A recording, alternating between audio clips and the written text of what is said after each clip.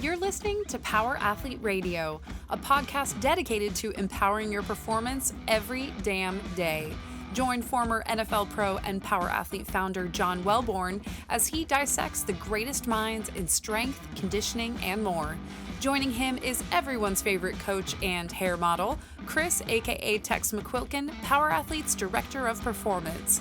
So whether your goal is to be the hammer, destroy mediocrity, or simply move the dirt, you've come to the right place. Now with the warm-up done, let the gains begin. Welcome to another episode of Power Athlete Radio. I'm John Welborn, joined by my Director of Training, Mr. Chris McQuilkin. Howdy. And we have a special guest in the podcast room today. Hello, guys. Thanks for having me. Finally. I'm gonna try to butcher your name, Xande Ribeiro. Xande Ribeiro, yes. Was that close? Yeah, that's all right. I have like 20 old friends that still can't say it, but that's okay. Yeah. That was good enough. Okay. I got you, brother. So we've been working on my Portuguese a little bit, and I'm picking up words, so I assume I got to get names first. Yeah. Because it's the way, like, even when I tell people, oh, what's your name? I say, Alex. And of course, there's Jiu-Jitsu people around me. No, just say, like, your stage name, right? And I'm like, oh, Xande. And the guy, oh, Xande, that's interesting. How do you spell that? Oh, Xande. They're like, Xande. And now they change the whole perspective just because I didn't know how to spell. It's just so interesting. Well, I mean, first time I met you, I thought it was Xande. Yeah. And you were like, it's not Xande. And I'm like, well, it's got an X in it, so I assume that's how it goes. It's okay. It keeps me my identity hidden. Oh, who's the guy? No, that was Xande, not Xande. Who's the guy? That was Xander. No, it's not. Well, I mean, you know, with the shaved head, you could be Vin Diesel in the Triple X movies. It's Xander funny. Cage. Lovato called me. They did go to Brazil. Yeah. Yeah. No, well, they didn't. Not in that movie. Not in Triple X. I don't think they went to Brazil. Oh, that would have been in Fast and Furious. They went to Brazil. They went to Puerto Rico. They went to Brazil. They went everywhere. Lovato used to say my alter ego is Xande Diesel. That's good. Yeah. I'm going to stay away from that because I got some good Vin Diesel stories, but I'll stay away from them. All right. So, hey man. So we met kind of in an interesting way. We had a mutual friend. I did that course with Craig Douglas, who we've had on the podcast, and one of his assistant instructors is Scotty Oates, former NSW. I think he, long-time Brazilian Jiu-Jitsu practitioner. And after I got fucking smashed by a purple belt, who's now a brown belt, who basically put me on my back, pulled my gun, and killed me twice with Sims. He's like, you got to learn some ground game. You got to learn some Brazilian Jiu-Jitsu to match, my foot fighting and on my feet. So he put us in touch, and I know you were just opening your school. Everything was kind of going, so we connected. And then a few months later, I finally figured after things had calmed down, it'd be easier to get together. And then I cruised up and. And now we're building a powerful thing together. You know what I mean? Bringing your skills and your mindset and, help my athletes. And I'm really grateful for, just the way things connect and can see what the future holds. Cool. No, I'm excited. It's a lot of fun and it's very humbling. Like I told you earlier, I hate every minute of it. It goes against every natural instinct I have to lay on my back and let some guy lay on top of me. Yeah. And so I have to, I even said to you the other day, I have to empty my cup and put myself out and be like, I'm here to learn a skill, 50 to 60% power at all times. Because if I go 100%, it's not going to fucking help me. I'm not going to learn technique. I'm just going to try to fucking smash people. Yeah, it's almost like you have to rewire your personality a little bit because, you did so many years of football. And I remember you telling me the stories you're the most aggressive, football players there. You know what I mean? You always did the extra heat, the extra effort. And now I'm telling you to put the effort away. Sounds very counterintuitive. For how many years did you play football? Professionally, I played for a decade, but 5 years in college. Well, yeah, you're talking about 55 years of doing this. You know what I mean? And then comes a guy and say, "Hey, don't use those weapons." You're like, "Wait a minute! Those are the only weapons I have." But it would be very interesting to see where you go with once you can put the technique. And usually I'd say is give direction to your strength. I thought oh, don't use the strength. But if you don't use the strength, you're not really creating leverage, right? There's a level of strength you got to use, okay? But of course, you always have the mentality, okay, I got to use technique. For me, it's about how to use the power properly to that situation. Okay, I'm fighting a 120-pound guy. I'm going to use 10 kilojoules of force. If it's Victor Hugo, you got to do what it takes. Yeah. You know what I mean? That's how I feel about it. The thing which is really fascinating for me is, Victor and Arash and the guys come and train with us, so I get a chance to put them through my template and what we do in terms of the power athlete performance, and the templates. and like normally I can draw a 1-to-1 with athletes where like I can see what they do in the weight room and I understand. And then, if we go out and we play around or do hand fighting or I go battle them, I can kind of 1-to-1, but it's really fascinating to see them train, and the strength that they demonstrate in the weight room is not equated to the strength that I feel when I roll with them. Like if I didn't know better, the first time I rolled with Victor, I thought he would have been a 500-pound bencher, 600-pound squatter, and just an absolute savage, which he just never had the opportunity to lift those weights. So we'll get there one day, but it's an interesting like disconnect where he's dramatically stronger on the mat than he is in the weight room.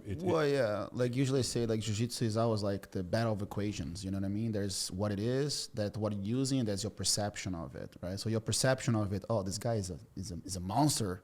But no, it's just that his technique just became so powerful that can overcome that. And that's what we're doing with you. And now it's counterintuitive how you don't use that. But believe me, you're going to feel probably way stronger once the technique it's connected and married with your, just let's talk about your baseline of strength. Like, okay, I'm not using strength, right? Like because that's all I need. And that's when the perception of strength with you is going to be insane. Like I remember the first time I trained, I felt strength, but I felt like, okay, that's the strength in it. It's painful, but it's off control a little bit. Like if I nudge you a little bit, it's like, okay, he's going all over, but it's still strong. But next, there's going to be a point I'll be like, okay, it's not even strength. Like it's like you're pushing a wall. There's no strength in the wall, but you can't push the freaking wall.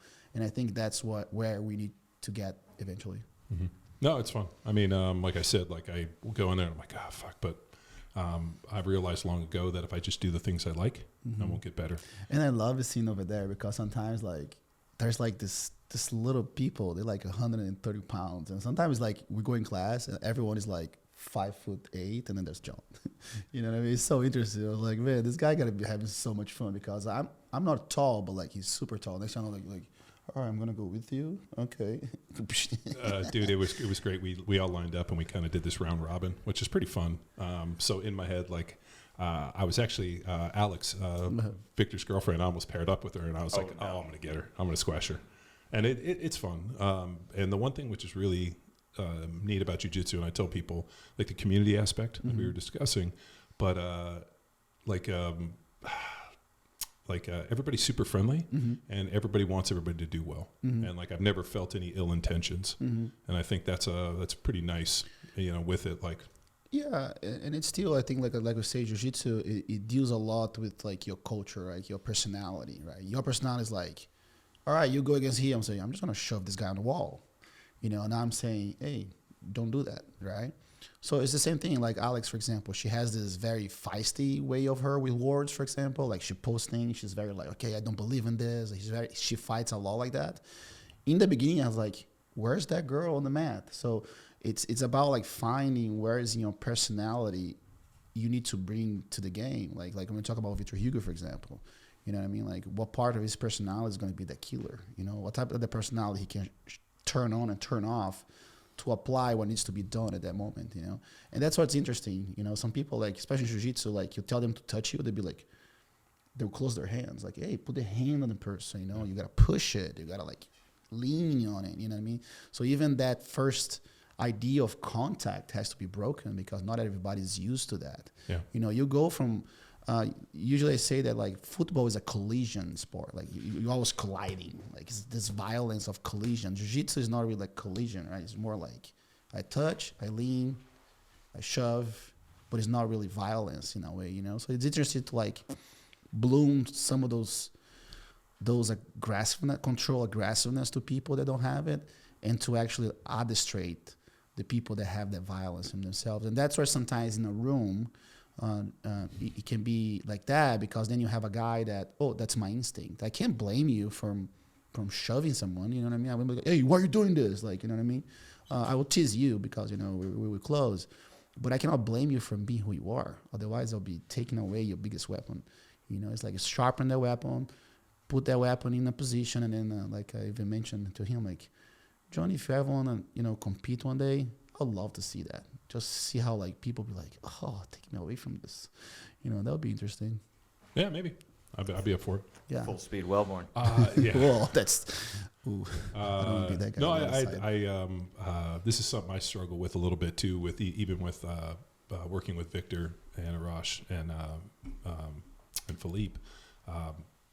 I am so fucking competitive that it like the type like I don't even know how to explain it. Like the type of fucking competitive where it's like 6 months out. And I'm sitting there thinking about it. Like I've told the story. I played against a dude and I ripped his face, like the picture out of the program, and I put it in my wallet. So every time I'd open my wallet, I'd see him for an entire year. Like that level of competition. Like the kick in the pants at 5 a.m. to wake you up because you know that somebody might be doing more than you. And so as I started training with those guys and working with them and kind of taking them on this journey to you know, basically make them more athletic, better versions of themselves, I find myself getting extremely competitive for them. And I have to remember that like it's not my journey. I just have to be able to provide them the information and help them on theirs. And even with Victor a little bit, I'm like, yo man, like this is something that is kind of become more apparent to me, especially in the jiu-jitsu world, that like guys tend to put on kind of an alter ego. Like, you know, Gordon Ryan's has this persona he puts on and other guys have these personas. I don't know these individuals, so I don't know if that's really who they are. But something I was talking to Victor about is I'm like, what's your persona? Who do you, like I remember one of my buddies played professional hockey and he used to talk about like, when I go out there, I'm a fucking thug. And he had like his thug nickname. And when he went out, he would just go out and beat people up. And he wasn't that thug on the street, but on the ice, he was a thug. And he talked about switching it on and off, that you got to go out there and fucking be a killer. And so I was talking to Victor. I'm like, you know, when you walk out there, who do you switch into? Is it Victor Hugo? Is this who you are all the time? Are you the same guy on the mat, or is there a persona? Is Gordon Ryan this fucking conceited, cocky, fucking shit-talking dude all the time? Is that who he is? Or is this who he is when he steps on? Yeah, like I said, like when you're in a fighting, you need to bring what works for that. I think I'm like, even on people's side, like my brother, for example. If you look at my brother and I compete, I'm like, those guys are even in the same team, because he'll eat you by the moment he walks on the mat. Like he'll make sure his energy is like a fireball. You know what I mean? For me, I'm just like, there's a throat, there's a knife, and I'm gonna cut right there. You're gonna bleed until you die. That's more like my style, like kind of Hannibal Lecter type of like almost like this. Dude, I saw you fucking fired up when you were going against Roger Gracie. Well, because then I had to. Actually, that situation, he actually backfired on me because they started like chanting things for me, and I never watched that fight. I only watched that fight literally 12 years later. I watched the whole thing and analyzed. Like I was like so pissed off because like there was a couple like restarts that I had a better position, and then I ended up being in a worse position, and then they were yelling at me, and I was like looking at them, and then as I'm looking at them, Roger is doing all these grips on me. That's why in the end, you know what I mean, I exposed my arm to me. That was more like, you know, that was more like an emotional thing happening there. Like I'm not used to like, you know, I respect everyone, and feel disrespected for me that it kind of took me off a little bit of my game at that moment, you know what I mean? But of course, you know, we're human. Sometimes we gotta just go there and tell people to shut up. Shit, dude. I mean, I'm listening to that Lex Friedman podcast. I told you this, and you know they're talking about Roger Gracie being the best ever, and he's lost 3 times and twice to Xande Ribeiro. And that was a good one. And so then when he brought your name up, his demeanor completely changed like kryptonite. And then he was like, oh, this, and like it was, and I think I ever told you, I'm like, yeah. Now, I've seen dudes that I played against when my name is mentioned, the exact same thing happens to them, and I know it's because I fucking won that battle, and they know it, and it's hard for them to process it. Oh yeah. Because at the end of the day, nobody likes to lose. Yeah, nobody. You know what I mean? Just how you deal with it. And Roger, like the thing about Roger, like I think he's a guy that's not used to lose. Like he's the type of guy you count on the hands how many people he lost to. He said 3. And you talk about 2 guys, his Xande and Jacaré, his fights with Jacaré were very like controversial too and stuff like that. So sometimes you say the only real legit guy that beat him was me, you know? So like I said, I had to bring a lot of things inside my gut to really beat him because, you know, the guy is, you know, 6'5" and heavier than me. So I have all the odds against me. You know what I mean? So I had to bring that extra, you know what I mean? So maybe that's like, oh, I see you pretty fried up. I'm like, well, sometimes Hannibal Lecter has a problem. You know what I mean? Well, I mean, dude, he, you know, Buchecha, an incredible fighter, and he beat Buchecha twice. Oh, and then, you know, talked for an hour about beating Buchecha. Buchecha's the, you know, the best ever in that. And I laughed because Buchecha's a big dude. He's like 6'4", 230. Oh, yeah. He's a beast, you know. And Buchecha, like I remember when Buchecha, we have a fun little moment that he fought. We were fighting in Abu Dhabi. right? And he lost to this guy that was like a medium weight, right? And Buchecha lost a lot before he like, okay, before he became Buchecha? Yeah, like, you know what I mean? He was good, but like you could see his confidence. And I told him, like, literally just, that's the thing that I told even Victor, I say, we need to find someone, because it's funny because I tell this to some other people and they take it. I tell to my guys, they take a while to like get it, right? I say, Buchecha, you're 6'3", you're a beast, dude. Just become a freaking monster. 8-pack and just maul into people. He's like, yeah, you're right. 13 titles later, here you go, Buchecha. Yeah. You know? Yeah, no, I remember, watching some videos on YouTube, and Buchecha came up and legitimately was playing, or was doing Brazilian Jiu-Jitsu, like he was playing linebacker. Was grabbing these dudes, pulling them, and then basically open field tackling them, putting his shoulder in, legitimate spears. Oh, yeah. Like fucking dudes up like you would expect like in an NFL game. And I was like, oh, that dude's fucking bringing the heat. He's a big dude. Yeah, he once you got the top of people, and then he just pretty much smashed everybody. Yeah, so you when you fought Roger Gracie, was that 2008? I fought him in 2003. We fought Gi and no Gi. No Gi, he beat me all the time. But I fought him for the first time with the Gi was 2005. And then I fought him 2006 twice. And then I fought him in 2008. So, I mean, think about the evolution of competitive jiu-jitsu since then. I mean, it's grown into this, now I'm seeing it on Fight Pass, and it's really grown in the last, what's that, 14, 15 years from something that was kind of fringy where it was in Brazil and like it wasn't on TV. Now all of a sudden I'm turning it on and it's on Fight Pass for UFC. Well, yeah, it's just, I think, we paved the way. It's about time that, like, I always felt that, like, why people don't know about it, right? That was the main thing, right? A lot of people talk about like jiu-jitsu and no-gi being two different things. I think like one gonna carry the other. Even though, like, for example, the Fight Pass is no-gi. No-gi is really big now. Why is that? I don't think I can say it's a watered-down version, because it isn't, right? It's very technical, because I think actually when I start doing no-gi, got my gi game very, very better. But it's the fucking grip goes away. This is but the positioning is still there, so, right? There's so still that's what anchors. I noticed with the guys. When they started doing more no-gi, all of a sudden their deadlifts and their grip numbers weren't as good. The hands weren't as strong. Well, yeah, because now you have to play limbs, heads. You have to really play with the structure of the body more than a handle, right? When you have a handle, there's loose things, right? Like I'll do no-gi sometimes. I'll get such a position, oh, I wish I had a collar. Like I always had that idea, like, oh, I wish I had a collar. Now what happens is with the gi now, because I got way better positioning without the gi, is like, oh, it's right there. Like, I mean, I can see that the reach a little closer.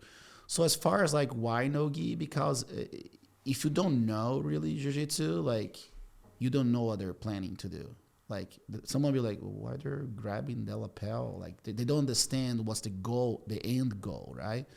With no gi is very specific. You know what I mean? Oh, they're grabbing the arm, they're grabbing the neck, they try to wrestle, right? And also, I feel that like jiu-jitsu, let me make an analogy, I hope it makes sense. It's like boxing and MMA, right? MMA is what? Fighting.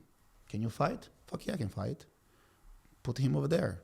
But can you box? No. It's way different. So I think jiu-jitsu with the gi is a little more particular and specific than no gi. So no gi is a little more general, because you can be a good wrestler and get away with it. We can do a good Greco-Roman guy and you can get away with it. We can be a very athletic guy and can get away with it.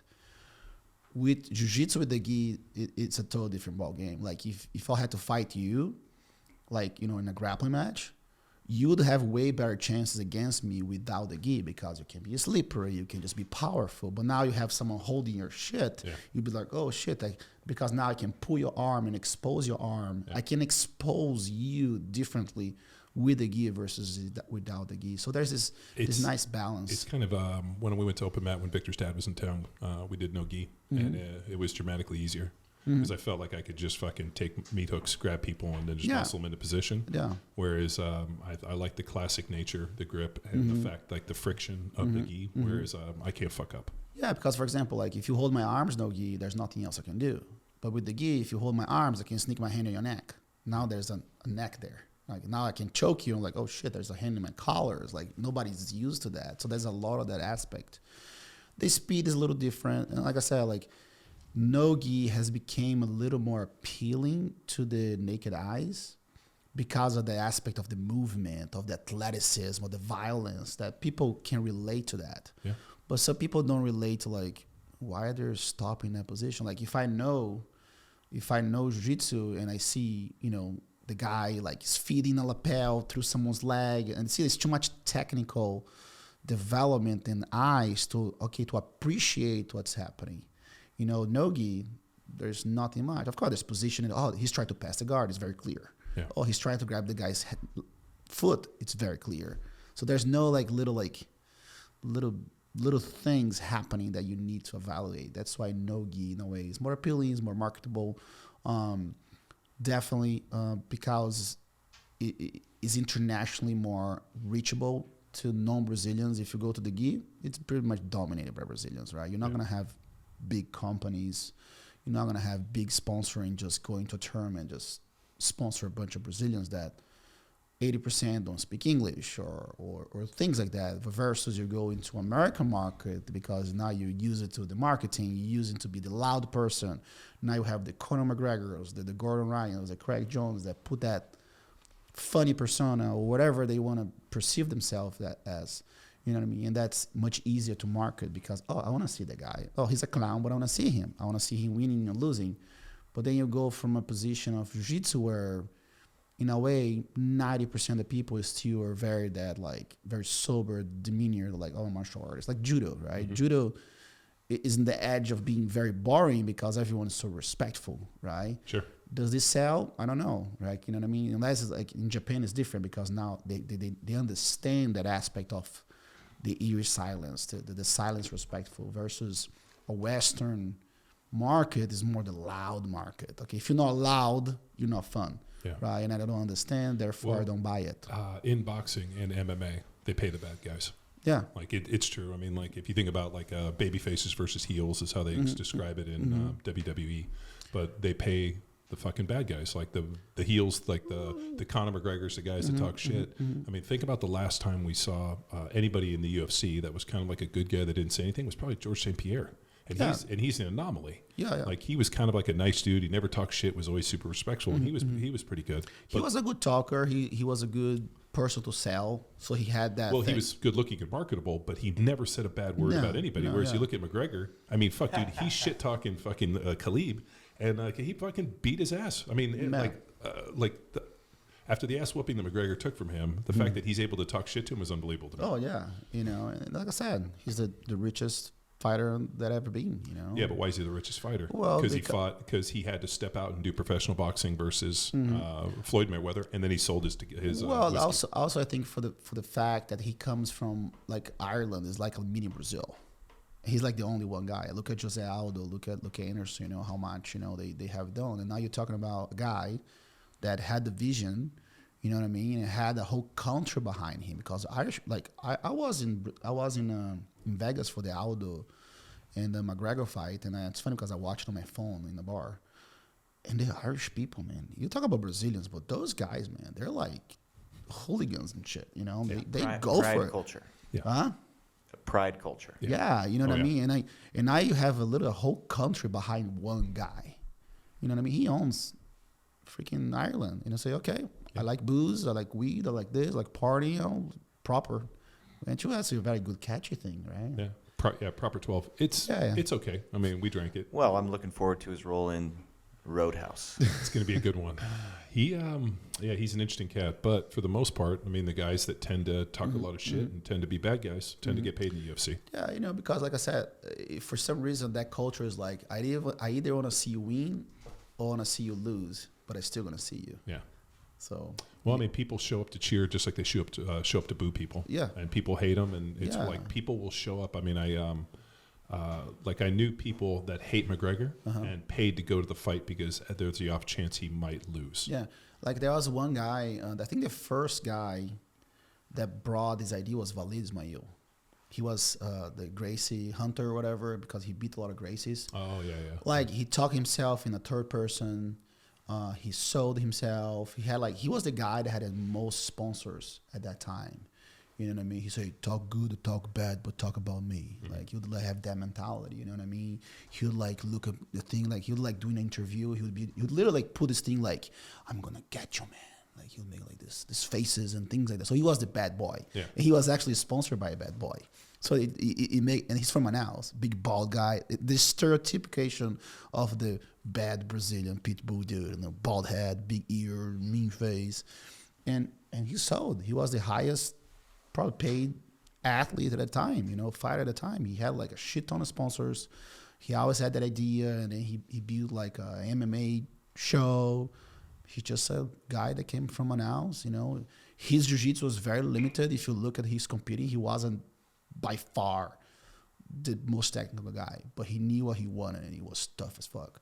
Dude, take us back. Like, I'm really fascinated by origin stories. So you grew up in Manaus, yeah. Which is, if for those of you guys that don't know, Brazil is actually on the Amazon, in like not near the beach. It's in the river. Jungle. Yeah, in the river. Yeah, Manaus is up north. The state of Amazonas.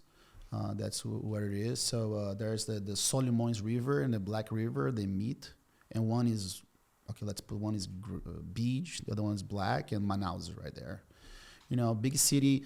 A lot of foreigner like influence because of the back in the day, the industrial part of it. Pretty much every single electronic in Brazil was made in Manaus, until of course the government decided to take all the incentive away. I remember like as a young kid, just walking on the downtown of Manaus, and like so many Germans, Americans. Like, I said, wow, like, because Manaus is very particular, like, you know, Indian mixed with whites and things like that, and everyone is mainly dark. Like, I'm too white for Manaus even. And I would just see these big gringos, like, wow, that's like literally, you would walk around, you barely see a regional person from Manaus. They just be working in stores, you know. And that's pretty much what mostly influenced the growth of the Amazon, as far as like, you know, the economics and things like that. We still have like a lot of like Japanese, like Yamaha, Mitsubishi. They still that. Coca-Cola actually has one of the factories there. One of the only places in the world that actually produces the actual syrup of Coca-Cola. So it's a pretty cool town. It's a big history within Jiu-Jitsu, because the fact that the Gracie family used to be between Belém and Manaus a lot, because they did business. They were like a big business family, and that's why maybe, you know, the start of Jiu-Jitsu is very connected to like the north of Brazil. How did you get into Jiu-Jitsu? First, like every kid in Brazil, now it's a bit different, right? Oh, let's put him in judo. So judo was very common, and I even have my first gi. You know, it's probably like my judo jacket is like this big. So now you imagine how big it was when I started. Like Cashy's age, like 5 or 6? Yeah, maybe even less, because I lived in Belém. So I would say 4 or 5. Like every kid, you know, go to school, do judo. Judo is pretty much a national sport in Brazil, because of the Japanese influence that we have a lot in Brazil after the World War and things like that. That's how I started, and I always grappled. We always grapple as kids. We always just headlock each other, go to the ground, little play fighting and stuff. Even when we fought, you know, as friends fighting, we never really punch each other. It was more like, you know, grub and rub. So I think my brother always wanted to do everything. He's very competitive. He's 5'10", and he wants to be like the best basketball player in the world. He always played soccer. He always played sport. He always did martial arts. And he started doing jiu-jitsu maybe 6 months before me. And one day I was grappling one of those kids, and one of those kids just squeezed my head, and I was upset about it. It's like, hey, you're a little too weak. You should try jiu-jitsu. I'm like, what the heck is jiu-jitsu? I was like, I'm doing it. It's fun. No. I was like everything in life. Oh, let's go over there. Oh, let's go. I don't care. You know, I'll go, and then I'll make questions later. Well, dude, I grew up with older brothers too. So you're just like, come on, let's go.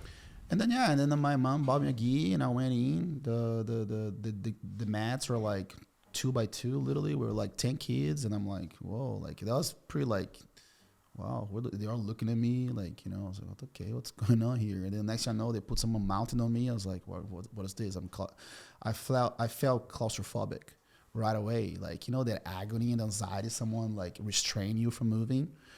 The same way I was like, kind of like anxious. I was like intrigued. I was like, well, that's I don't know what that is, but it sounds like a little almost like pathetic that I love this feeling of being restricted, but I want to figure out how that goes. But then the same token, I learned something. I was like, oh, wow, I'm learning how to like do an Americana. Like, oh, I can pull this guy this way. So it fascinated me the fact that there was things I could do as like we were talking about. Like I haven't never been a strong person. You know what I mean? I don't think I've done even one push-up until I started jiu-jitsu. Yeah, I was like, okay, I'll just go. And then so you're going to do it? I'm like, yeah. Like I didn't really have an idea. Like, oh my God, I really want to do this. I'll just go. And then it just happened to have the eye for it, the talent for it. I think maybe for the fact that I take things a lot as it is, like minimal strength, maximum efficiency, right? That's the saying in jiu-jitsu. And I was like, all right, I'm not a strong person. I would see like the other kids like kind of like a little jacked, and I'm just like, what's going on here? You know what I mean? Like I have nothing, but I could do things against him. I was like, oh, I think I get something out of this. So that's how it started, and I never stopped. I always look forward to that. I would go to school, come back home, eat real quick, do my homework as fast as I could, and I trained pretty much 4 hours a day for the first 8 years. Now that's kind of a lot for like a kid, because I would come back from school about 12:30, 1:30. I'll be done eating, so I had like about 2 hours for my homework, and then I'll go to the academy at 4:30. So we train from 4:30 to 6 and 6:30 to 8 every day, sometimes Saturdays. That's pretty much was my whole day growing up as a kid. And then I fought my first tournament, and then I won my first tournament. Like I'm talking about a kid that like came from the couch to win a state championship in the middle of people, So that always intrigued me. But again, that was just something that when I tell people, because now I'm retired, of course, like, oh, you're not gonna miss something, because different than you, have never been a competitive person. Like different than my brother, he wanted to win everything. Oh, let's play dice. He wants to win. He will not stop until he beats you once. So your brother sounds a lot like my older brother. Yeah. So the only problem was my older brother, because he was like that, I was his fucking like everything he did. Let's do this. Yeah. So I ended up developing it too. Yeah, but in his case, because what happened with him, for example, our age gap was like about 7 years. So by the time I grew up a little bit, he was into girls. And then by the time I grew up a little bit, he went to college in another state. But I kept training, you know what I mean? Of course, he would come for vacations. Of course, his little brother, he would be just like hanging out with his friends and, which is fine. You know what I mean? But for me, jiu-jitsu has always been about the skill. So for me, I'd be like, I'm just be the skillful person in Rome. I'm not the strongest. I'm just going to be maybe the smartest and the most skilled one. And that's what I took my whole career, until I found out about an orthodox way to like do conditioning. Like really the first fitness or physical thing that I've done really was kettlebells. And I was 18 years old. I did a little bit of like lifting, but I didn't really get it because my brother didn't really do much either. Like it wasn't like he wake up 6 a.m, go to the gym. Like and we taught in the gym. It wasn't until like, oh, I'll lift with you. And then it was like just a little bit, And also back in the day, we weren't really athletes. We were just fighters. Like if you look at the conditioning back in the day, let's run the hill, do pull-ups, dips, and that's about it. And then mat work. Yeah, and then mat work. The most thing we do would be like climb a rope.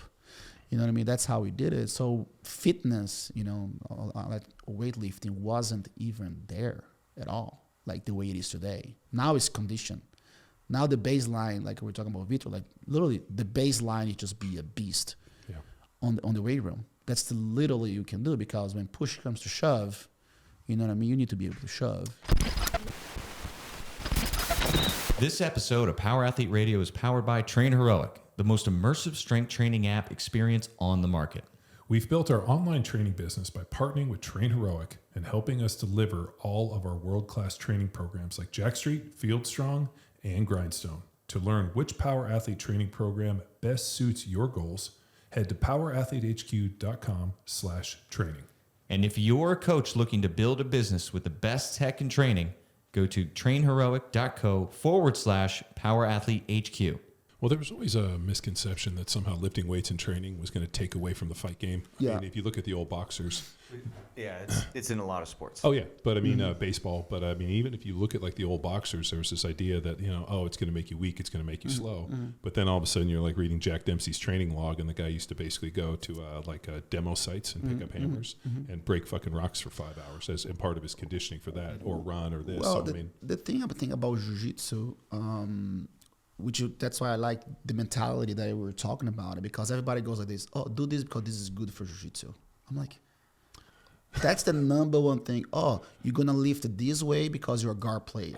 I hear that, and like instantly my fucking brain turns off. And it always amazes me how people that study would say such things like that. Because first, Jiu-Jitsu is so new. Jiu-Jitsu is so new. What works for Jiu-Jitsu as lifting? Well, we're still developing in a way, because I see guys are like, I don't know if they do that for social media, but they're beasts on the gym and they can't fight for 5 minutes. And then they get in a bad position and all the bench press goes away, right? So like I said, how can I apply my baseline of strength and the physiology? Of course, I'm not going to go to the rabbit hole, like physiology and whatever, conditioning, capacity. I'm not even going there. But if you cannot apply that into a skill, this is all going to go to shit. Yeah. You're going to tap in 5 minutes and ever the steroids that you did, it's not going to work for shit. Yeah. So, because if you lift, you're going to be stiff. I'm like, well, like if you lift and going straight into a fucking badass demanding martial art training, yeah, you're going to suffer, because the way you apply your strength training, it's not matching what you're doing after, right? Well, I mean, that's where I think, at least when we started talking, I was like, I don't claim to know anything about this, but I can improve upon their athleticism. Yeah. I can make them stronger. I can make them more stable and able to move within different positions. But at the end of the day, they still have to do their training. Exactly, yeah. And they have to get feedback to know if whether or not what we're doing is working. Yeah. And actually, you paid a nice compliment where you're like, I think they are more flexible and they're stronger in the end ranges than they've ever been. Well, yeah. And to me, that was like, we knew exactly what the direction, but I also train people like athletes. I don't train them for their sport. I look at it like, if I can make you a stronger, better version and a more athletic version, then you should be able to port it over to what you're using it. Well, yeah, for me, like I don't even know say if that's why it's called power athlete, not power jiu-jitsu or power football or anything. Yeah, for me, if you were like, the thing like is about tendon strength, work capacity, and big lungs, right? I'm just talking in my very beginner mindset. My tendons, they need to be strong, that I can withstand that torque, because jiu-jitsu is a lot of that like weird little torque. Yeah, I need my muscles that I can grab this your gi for 10 minutes and my blood flow is there, so I don't build acid lactate. Now, if I can't do this in jiu-jitsu, it's over. Well, I mean, that's being strong with the isometric contractions. Yeah. So the problem is, and this is something I was rapping with your guy, the dude at the bar, there's just a huge focus on eccentric, concentric. And I'm like, dude, all I've seen from these guys is they're really strong in different positions of isometric contractions. Yeah. So the training has to somehow fit into that. Oh yeah, and I believe you have, especially like as far as jiu-jitsu, you need to kind of work what your style is. My style is very flowy, right? I'm barely really squeezing isometric so much because my jiu-jitsu is very precise. So because I don't have that stimulus on the grappling, I have to find that stimulus somewhere else, because my body needs to, if you need it, it's there. Your body is ready for that. Your blood flow, your cells, they're ready for this. Even though maybe your style doesn't do that, but you need to do it. And sometimes I'll do it in training just to fuck around with it. Like sometimes I'll be like, try to pass Vitor's guard, and I know there is a flowy way to do it. But sometimes I'm just gonna grab the shit out of it, and I'm gonna make this isometric strength for like 30 seconds, just so now my body goes here. Now my technique has to go there, and let me play with this. So I always do that stuff. Like the same thing as I let people like pass my guard, because now I have to bring that technique, or I have to push, and I have to shove, and I have to do things like that. So like I said, I think what I observe a lot of like conditioning coaches for jiu-jitsu, it's the ego. Like they wanna tell that, okay, now I have the right way to do it. Oh, now this is the right way you should be doing it. I'm like, there's no right or wrong. Just make the guy an athlete, that he can withstand the load that he needs to do on the mat. All right. Sometimes, how much you need to rest. Oh, okay. And that's where, I think the communication comes very big with it. Okay, what were we doing? I remember when I started to do with Steve Maxwell, and Steve Maxwell, really helped me in so many things. I remember some days he would ask, hey, what are you doing today? I say, oh, today is just a light day. And then I would do kettlebells and all this. I'll be like, fuck, I'm dead. Right? And some days I'll be like, I want to do more. I say, no, you do more on the mat. Like, but make sure when you're there, you fucking do it. But now you cannot be the type of guy like, okay, I'm holding on your conditioning, strengthening, training, whatever there was. So now you don't hold on there. So all you're doing today, you're wrestling, you grab that leg, and you fucking squeeze the shit until it goes. So I think it plays a lot with that. And like I said, I have never been the most athletic guys, but I didn't get tired. And I see like a lot of guys like jacked on the muscles, like just like having heart attacks. And I'm like, really, bro? You know what I mean? Like, it is what it is. But I was ready. You know what I mean? That's the thing that I have always, even though maybe I wasn't the most athletic, but I do connect it to the right people that really made my body be ready for that. Every time I lost was because, it wasn't my day to win. It was not because, oh my God. Of course, there's always, I got a little tired. My brothers say, like, when you get tired, you get dumb. It happens. What is it? Fatigue makes cowards of us all. Yeah, you know what I mean? So that was even something when the guys started coming over and training, and they had just come off of the ADCC training deal. Mm-hmm. I was amazed at like even just some of the basic capacity stuff they did was super deficient. Mm-hmm. And I know Victor was a big worry for him, was that he was going to gas. Mm-hmm. And I promised him, I'm like, yo, man, we're done on the other side of this. You're never going to fucking gas ever again because we're going to suffer here, and we know how to do it. Exactly, yeah. But like I said, but he needs to adapt his jiu-jitsu a little bit to that too, what he needs, because he's going to need to squeeze the fuck out of some people eventually. And he needs to be able to squeeze the people for 30 minutes, which is the fight we're looking for. I say, look, you need to now to bring a little bit in jiu-jitsu to use some of the capacity as well. You know what I mean? That's why, like, like my style, like you see strength, but I don't feel that I'm going over a little bit. So sometimes I force myself into a situation that requires me to use that strength load in jiu-jitsu, even though that's not my game at all. Yeah, no, you're super, anytime I've ever seen you or we've ever rolled, you're very calm. Like, I don't feel like you're working very, like, at least the appearance of not working very hard. That's the Hannibal Lecters. That's the side survival. Yeah. You're like, I'm just going to hang out in this position. Yeah. You know what I mean? But it's beautiful. It's so intriguing. There's so much to grow. And, like I said, like, I remember when we were talking and the way, the vision that you have, the way you motivate them, the way you think about it, right? Because I've been around, a lot of people, like, from the early ages of jiu-jitsu conditioning. And I always felt like there's no such thing as jiu-jitsu conditioning. Like, okay, maybe you can, like, okay, I'm deficient on this strength, right? I'm deficient on this. Like, okay, my back's not that strong. Okay, what things can we do to make your back stronger, right? Like, but again, if you can't stand up in guard with proper technique, you can be the strongest man in the world. You're going to pick me up once. The time you pick me up twice is not the same.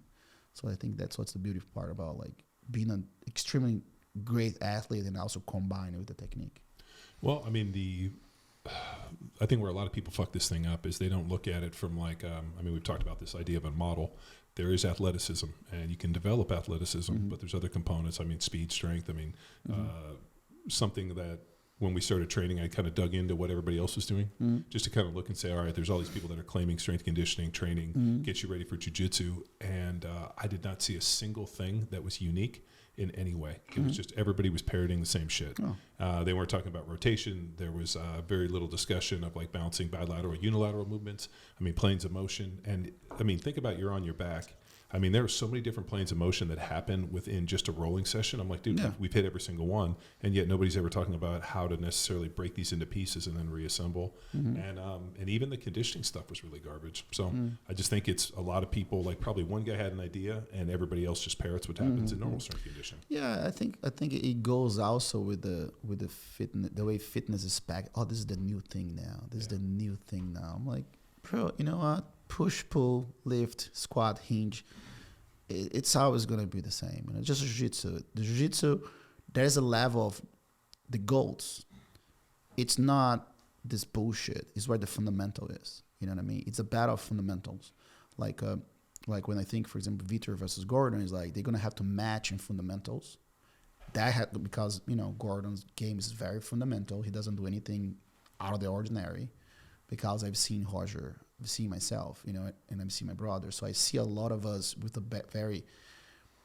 lot of things in common, right? Because we're very precise. We look like we don't move much, right? This is fundamental. It's about dealing with the little gaps that are given to you, right? Like the game of inches, right? And I think that has to be matched. And then whatever greatness Vitor has is going to be up to that, right? So I think in the end, being an athlete is a good hinge. Of course, we can talk about all the things like is the way your body hinges, is the way you're able to push, the way you're able to pull, which is fundamental of weightlifting, like we were talking about. So like when you guys start, so I'm just going to work on the foundation, how they can pull something off the ground, how they can push something, how they can boom. And then later on you can do like, you know, jumping here, throwing this, and then you go more into specific techniques like, okay, let me use that push strength to throw a ball. Like you guys were doing like strength man the other day, right? Oh yeah, we did strongman on Friday. Yeah, you're not supposed to grab an Atlas ball if you didn't work your deadlifts first. You know, I would imagine, because it's safer, you know, get your body prepared, and now you can grab this uneven fucking piece of thing and throw over your shoulder. You know what I mean? If you're not ready, if your fundamental is not there, you're going to throw like that, you're going to break your back. Well, the best part is we usually start it with an axle bar deadlift. So I have this like 2-inch bar. And the great thing about the axle bar is if your grip isn't strong, you can't pull it. No. So I've done that before. Yeah, it's fucking awesome. Sucks, and it just torches your grip. And then all of a sudden there's like all this like weird stuff where they're like moving this way. It was fucking great. Yeah. And then, you know, being able to use the D-balls and the med balls and the sandbags because they're so heavy, hard, and awkward, and then being able to work on extension. But it really comes down to the biggest thing, which I found, is that it's the strength in the hands. Yeah. Like the one thing that I've just observed, and I wouldn't know it unless I started doing jiu-jitsu, is the strength in the hands, and more importantly, the isometric contraction of holding this position, and then the efficiency of like, you know, I can hold this way, but if all of a sudden if I pin my elbow in that position one, and I can hold them way stronger. So then basically putting them in these positions and then forcing isometric contractions. Well, it is a good balance, John. It's important that you really got into the sport, because then you know where your strengths lie, and you're able to feel and identify where the weaknesses are. Yeah. So at the same point, those are now our athletes' strengths, where you found weaknesses within the grip. But now we've, through our experience, identify their weaknesses in the fundamental movement, squat, step, lunge. So we're aiming to rise everything. Well, we've always said it, like, you know, like, and I'm sure in jiu-jitsu it's similar, but coaches that don't do their own programming, like we run into coaches all the time that write programs and like work with athletes, but they never do their own stuff. It's like a chef that doesn't eat their own cooking. So big thing for me, and if you remember from the original CrossFit football, when we did the programming deal, I would ask people, have you done this? Would you do this? How long does this take? Because I feel like you have to know it. Oh, yeah. So when they came to train, and you know, when we started rapping, I was like, I have to learn this stuff. I have to go do it. One, because I have to understand the demand, and it's something I don't know, so I have to humble myself to learn it. Well, and dude, we see this all the time, whether it be, I did hear, and I mean, you could probably talk a lot better, but at other places, not Six Blades, other jiu-jitsu places, the instructors don't roll. Like there's I talked to a guy, and he's like, yeah, and the entire time I was there, I never once saw the instructor roll. And like, well, the way I see things like that, like jiu-jitsu, weightlifting, for example, how all of this theory was created to practice, right? Oh, that's how I push something. Oh, if my elbow go this way, wasn't in a book, right? But now you have this line of ideas that people learn on the books because it was said for someone else, but they never tested. You know what I mean? That's exactly the same thing. Like if someone teaches me something, okay, let me try it. Let me see if this is what's going on. Let me feel it. Let me become it. You know what I mean? So then and therefore I understand. Because like you can just like read what everyone say, repackage and say it, and we're going to accept it because you are, you know, a specialist in your field. But I'm like, you know what? That's intriguing. I'm going to learn that. Let me see if my knowledge represents what I'm saying. Otherwise, it's just bullshit. You know what I mean? There's a lot of people that just know, oh yeah, VO max. Oh yeah, I say, bro, do you know what is a massive human putting the shoulder right in your face when you can't breathe? That's all gonna go to shit. You know what I mean? So sometimes it's not even about the physical aspect. It's what bringing those elements of, you know, the fitness or whatever, which is like is almost like a safe way to kill someone. Meaning like, you know, when jiu-jitsu is different, you tap, right? But with conditioning, you have to pick the shit up. You know what I mean? There's no tapping on it, right? So I think that's what it is, you know? Like you need to train, you need to enjoy what you're doing, you need to experimenting, You know, especially Jiu-Jitsu. Jiu-Jitsu is a constant evolving being. You know what I mean? But now this is what's working more. This is what's working less. But going back to what we're talking about, the fundamental, the baseline is always the same. If you can't escape, if you can't stay on top, if you can't defend yourself, everything you do goes to shit. So what, you know, like obviously being a novice in all this, I mean, driving down the street, I see Gracie Barra, I see Gracie Humada, I see Six Blades, I see this. I mean, I like everywhere I go, and I don't want to say it's like CrossFit, but it kind of similar is. I mean, you can walk into every CrossFit gym, and everyone is going to be completely different based upon the guy that owns it or the people that are coaching what it looks like. I mean, shit, we've been to CrossFit gyms that were pure CrossFit gyms, went to other ones that were like strongman powerlifting gyms, and they still have the same name. So if people are interested in jiu-jitsu, like how do they know they're in the right place? Well, like I was saying, like I think it all depends on your feeling, right? Like I don't think at this point is a criticism you can know. I think you just have to go and feel it, right?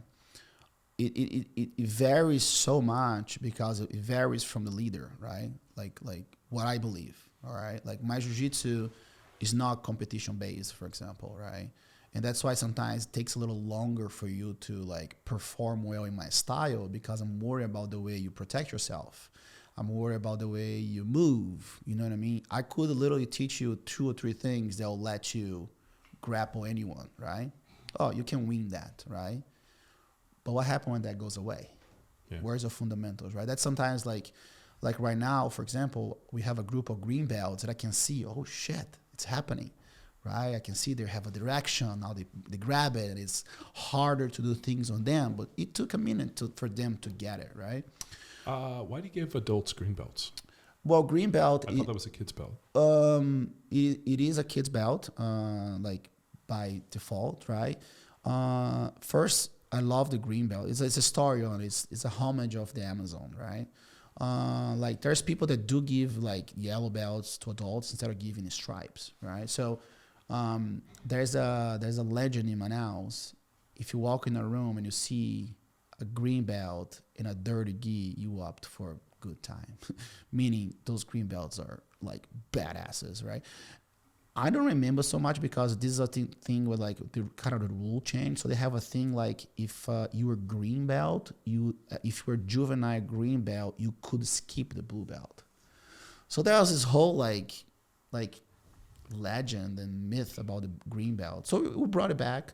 So the green belt is that kid that like, okay, I know he can train. I know he's not going to quit because he got smashed, right? So green belt is more like, for us, we have like a 12-week program where they go through it, you know, so I see how many classes they do. And I say, okay, this kid is not going to be a spaz idiot, or he knows what he's doing. He can actually handle training, like actual like free rolling, right? That's most likely. So it's an in-house belt. But when they go compete, they still compete as white belts. Yeah. Okay. Like I said, just a homage for the roots.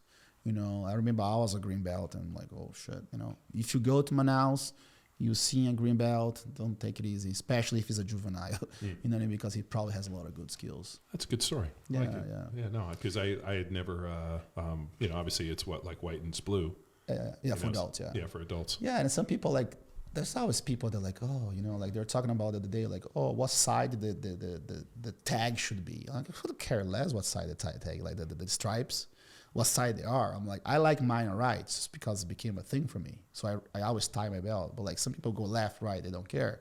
So, oh, you know, they're giving kids belt for adults. I'm like, do you even know why? You know what I mean? Like people just want to like, you know, say things. And like I said, even the IBJJF, which is the federation that, you know, pretty much that we go under, there are things they do as far as like the way to control the belt system. I don't agree.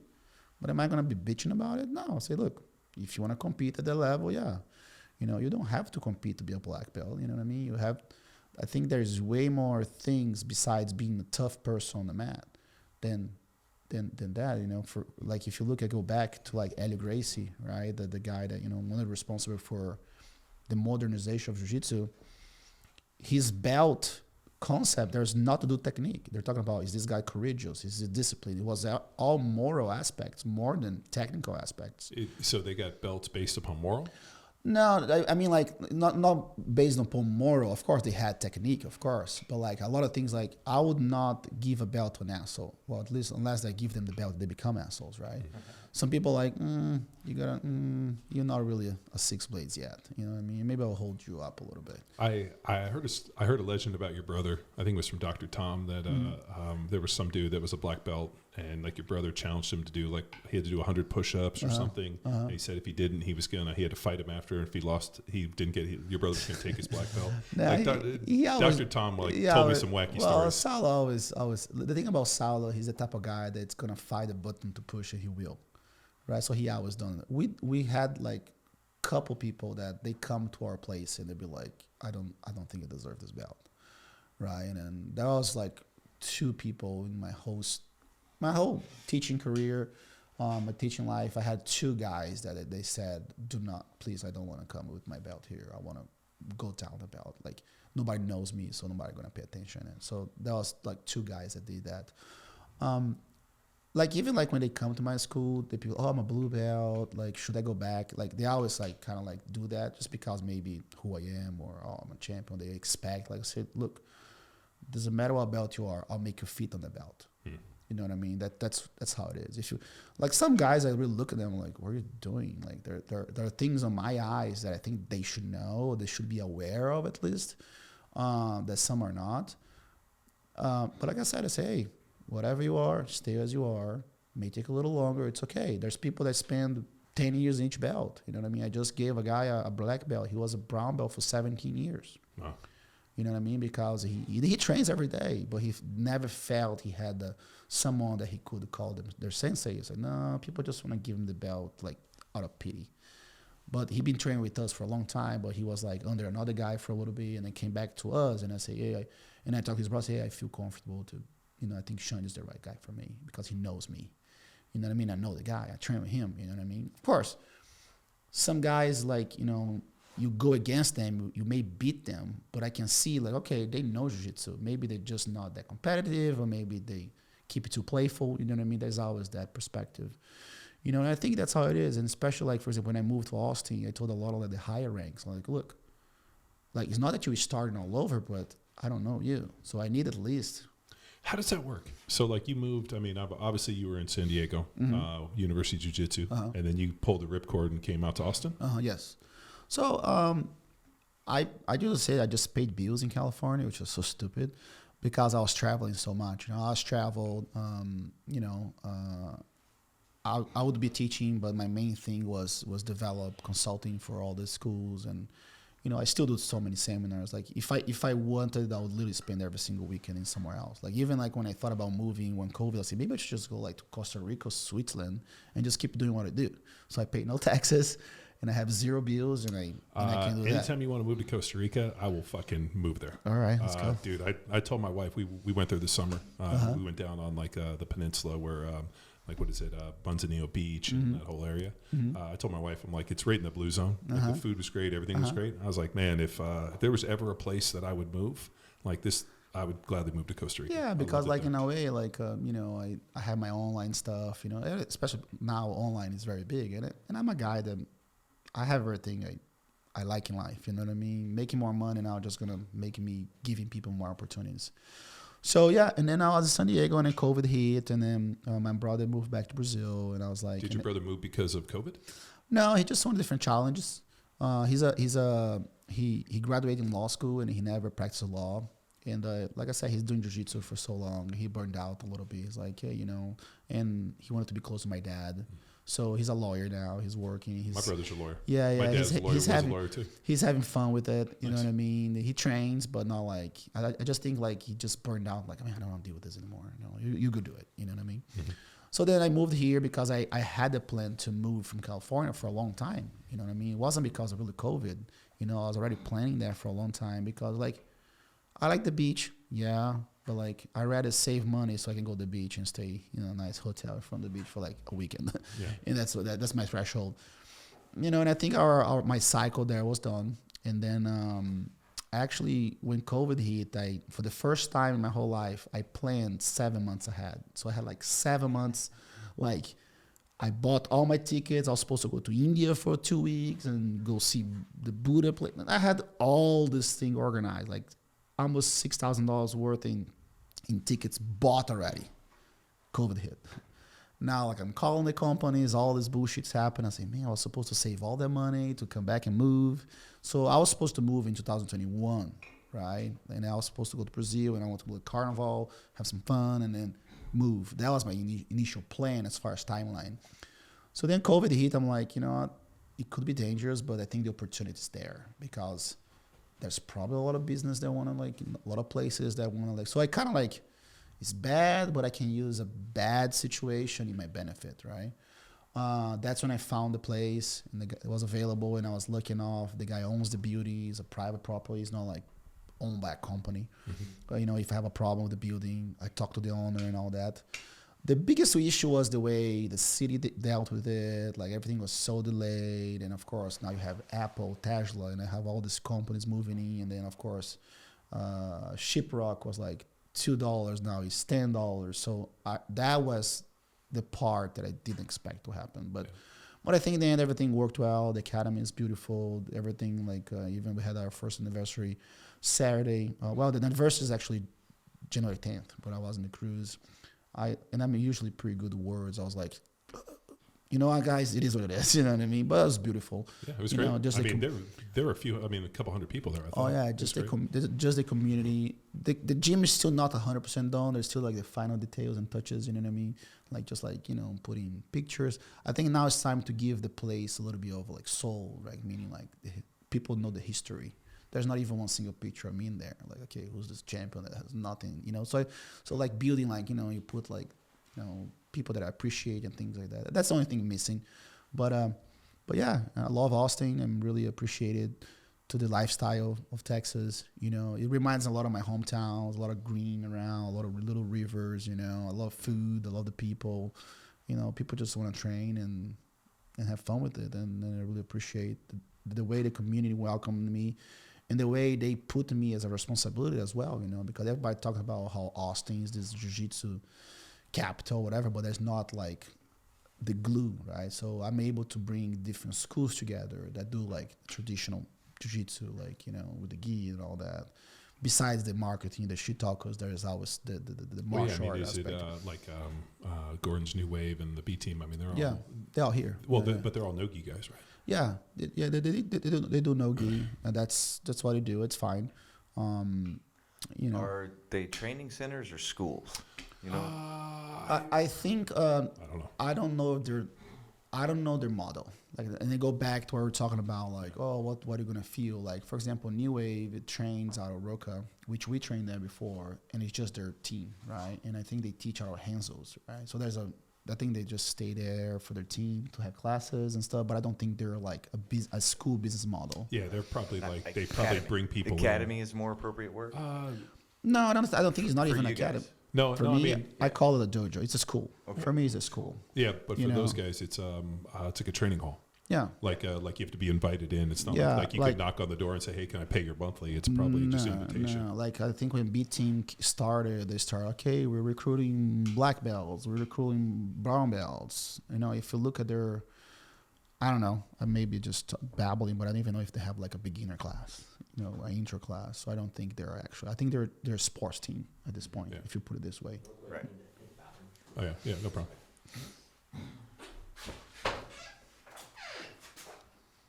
I'm tracking on that differentiation.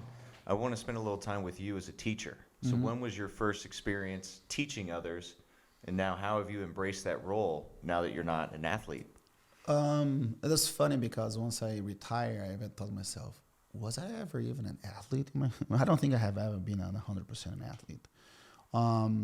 Well, you know what's funny is when you retired, I bought him a bottle of booze because I remember when I retired, it was like a fucking changing of my life. And he was like, it was like really nonchalant because I knew it was hard for me. And I was like, oh, shit, this dude just retired, professional deal. So I was like, hey, man, here's a fucking bottle of tequila. Congratulations. And he's like, I don't know if I was ever an athlete. I'm like, what do you mean? Yeah. You know? So the thing is, like, when I started jiu-jitsu, like, first jiu-jitsu was not what it is today, right? Like, we did, like, my generation, everything that's happening right now, I feel that I put my freaking soul in it. So people can benefit from it somehow. Like when I was invited to tournaments, I always put my value up there. I knew I would bring revenue. So I always had that mentality to like, okay, I'm going to position myself a certain way. That's how I always did, right? But, I started Jiu-Jitsu just as a fun thing to do. Of course, I won tournaments. I did worlds as a teenager and stuff like that. And then I moved to Rio to go to law school. So when I moved to Rio to go to college. That was my goal. And I always did Jiu-Jitsu because I liked it. It wasn't like, oh my God, this is my life. That's what I'm going to do. Because thank God my family, had the ability to put me to college and things like that. And in Brazil, you go to college. It's not like, for example, I'll be very good at football so I can go to college through football and maybe do something with that as far as professionally football goes. I'm just saying what my understanding is. Well, worse can happen. I have a degree. Now I can have the knowledge within that degree that I am. But in Brazil, there isn't such things like that. Like soccer, all of the sports, they're just clubs around schools. Like you don't have a guy, oh, this guy graduated from so-and-so high school, now he's a beast. No, there isn't such things like that. So when I moved, that's when I found out really my brother role as far as like having a school, what he was doing. So when I was a brown belt, he's like, hey, I'm going to do some seminars. Do you want to come with me? That was the first time I had a chance to teach. Mm-hmm. Not just teach, but being tested. Because we did like 8 hours of privates a day with like 20 different people. My brother would make me like just lay down and then smash you. Like that was pretty brutal. Like literally it was mentally brutal. I was 18 years old as a brown belt. That was the first time I had a chance to teach. A little broken English. But I did it, we did it, and I observed him a lot, the way he was a showman. I was like, whoa, teaching is like a show, right? You can be very skillful, but it's fun. Like they know how I fuck with everybody when I'm teaching, right? I'm like, are you doing this? Like I always I do these things where like I play little roles, I tell little stories because I always think it's fun, right? Maybe I should just be very technical and not waste that energy. You know what? Like I taught hundreds of seminars, Chris as well, and for your own mental health, you have to make it fun. You have to make it somewhat edgy and this, and you got to like be able to tell stories, whatever. Because if not, if you just go in there and it's fucking like, bleh, then all of a sudden you can't tell which day is different, and more importantly, you lose your passion. Yeah. So that's how I started, and then I was a brown belt. We did seminars, and I kept traveling. And then we hit Europe, and that was pretty interesting the way my brother did. Like, there's so many. The seminars are always fun stories. At that time, now it's very hard, right? I'm older, and then people are better, of course. Like we would grapple everybody. If you go to a seminar, there's 30 people. We roll with 30 people. I remember first time, which also gave me like, whoa, my brother thinks I can do this. That was his first like fuck up with my mind, because we're the first seminar, there's like 30 people in the room, a couple big dudes, right? I was like, man, this guy's strong. Like, you know what I mean? For me, like, the first thing that impressed me about Americans, everyone is fucking strong. Like, those guys are strong. Like, what the fuck? Like, in Brazil, like, you're strong, but like, so I remember the first time we just, okay, guys, go grab some water, go on the wall, and me and my brother are going to kneel here. So you come with me, come in here, and then when we tap you, you go to the other side, and then when everybody's that side, just go back and switch. And I'm like, 28 people. Do you expect me to tap 28 people? Like, and I'm like nervous. I'm like, am I going to be able to do this? Like, literally, that's why I'm like thinking to myself, the first time, he didn't even warn me. Like, hey, bro, by the way. And my brother's like that. He doesn't give a fuck. He'll put you on the spot without telling you. So I'm like, holy shit, man. Of course, the first guy that comes is this big freaking guy. But of course, they just like mold you. I was like, okay. And I'm like, oh my God, I'm tired. The first time I felt like, oh, fuck, there's like 23 more people. You know what I mean? And I think they gets to a point just becoming very spiritual. So you know what? Fuck it. I'm just going to do what I do, try to be precise, not losing positions. And I was like, whoa. And I think that really helped my jiu-jitsu a lot because I was precise. So therefore, I learned how to get into a position and don't lose the position because I have to be efficient. I can't be like, pass on guard, and then you good. It can't be that. Like, if you want to tap 28 people within an hour, which is about 2 minutes a person, you need to be precise. And I think that really helped me a lot. And then, going back to Brazil and just understanding how law worked, how the real world worked, I was like, it's a lot of fucking lying and pretending.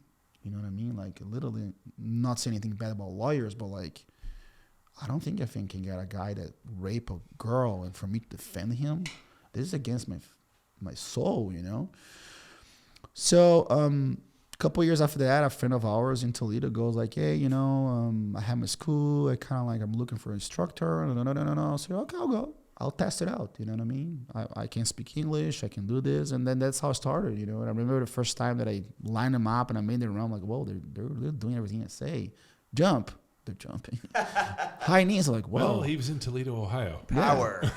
Yeah, you know what I mean? That was pretty interesting, you know? What a terrible fucking place to land. And that's how it started, you know? Like, the place can be there, but the people are amazing, you know? They really help me so much. They just love training. They embrace it. And then for me, it was very important, too, to go to a place like Ohio because I wasn't exposed to, like, the Latino culture, like, whatever. Like, my English was probably very shitty. I was just, like, looking for girls versus work. So, you know, I just literally just lived, ate, and trained. That's all I did, and I was able to speak a lot of English. And that's how I started, you know. And then I had to make a decision to go back to school or stay with Jiu-Jitsu, and I was glad that I chose Jiu-Jitsu. You know, I said, you know what? I just have to be me. With certain, you know, of course, not everybody is ready for my true self. So yeah, I just rather express myself honestly than have to like write a book and figure out ways to defend pedophiles. So that was an easy choice for me, and here we are. So where did you go after Toledo? Where'd you go? After Toledo, I moved to San Diego.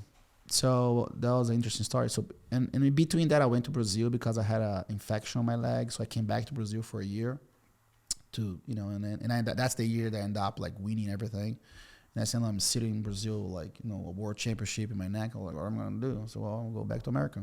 So that's when I go back, and then I met a lawyer, and then we started to get the green card deal, and I stayed. And then I moved, and then we met Lucas Battles. He had a judo club, and he wanted to put jiu-jitsu in the club, and that's when he was moving to where the former University of Jiu-Jitsu was. He's like, hey, I'm looking for a jiu-jitsu teacher. I heard you guys are moving. Because at that time, there was no internet. There were like just gossip forums. What year was this? 2007. 2007.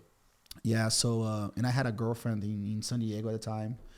And then end of 2006, I met him. We talked. I saw the place. I loved it. I say, what do you think? I say, what I think about this. And then 2007. Where was it at? Was it Little Italy? Point Loma. Point Loma, right in front of the Target. You know where the sports arena is right there. There's a complex. Yeah, where Soma is. Yeah, my brother went to law school down in San Diego, so we spent a ton of time down. Yeah, so that's where I went there. And then in San Diego, and then I moved to LA for 3 years within that process with my wife at the time. And then my mom got sick, and I moved back to Brazil. And then I broke up with my ex, and then I moved back to Brazil to be with my mom, and then she passed. And then now I'm sitting there. I'm like, you know what? I'll just come back. And then I came back again to San Diego, and then I stayed there for a couple of years, but I still just traveling so much. There was a point like, you know, it's useless for me to even have an apartment. So I was like making my thing. I said, look, I'm staying in my apartment 3 months out of the year. Mine just Airbnb things, you know. So that I put all my stuff in storage, leave off my luggage for a while, you know. And then, and then when I decided, like, okay, now I'm going to settle somewhere, go to Texas. I think this is a good place. And everybody was talking about, hey, you know, Texas is cool. It fits our personality. Austin is kind of like, you know, Texas, but it also is fun. And it's like, I said, okay, I'll give it a shot. And I came here and I saw the place, started to study about it, about like, you know, the growth. But at the time, I didn't even know like Tesla, all this shit was moving here. I just knew it was a young city that, you know, that was in Texas, that was like fun. And I said, okay, it looks good. Dallas, too big. I don't think I'm a big metropolis guy. San Antonio, I had a friend there and I didn't really got it. San Antonio, Houston, I have guys there and I never really like Houston. And I'm like, whoa, I like it here. And we go, there's green all over, there's a lake. So there's like stuff that I like, that I appreciate. Well, there's a reason that people from California come to Texas and they come to Austin. Like it, because it's kind of similar. I mean, if you're driving up, I mean, think about driving up the coast on PCH up to like Orange County, or, you know, driving even farther up. And I mean, it feels like I'm driving around Southern California. Yeah, you know, and then, that's what I loved about it, you know. And then, I was lucky and I was on the right place at the right time. And it was interesting because I moved, and it happened to San Diego too, because when I got to San Diego, there was nobody there. And then 2 years later, there's everybody there. And then I moved here. I set a foot here. 10 days later, I hear, John Danaher, whatever, oh, you moved to Austin. They post like a Texas flag. I say, oh, we're moved to Austin. I was like, oh shit, it's happening again. And then a week later, Joe Rogan, fuck Texas. I'm going to go to Texas and save some money from Spotify, whatever this deal was, And of course, he is here because Onnit is here. And next thing I know, supposed to be the Danaher Death Squad. Now it's B Team and E-Wave, and there's more people moving.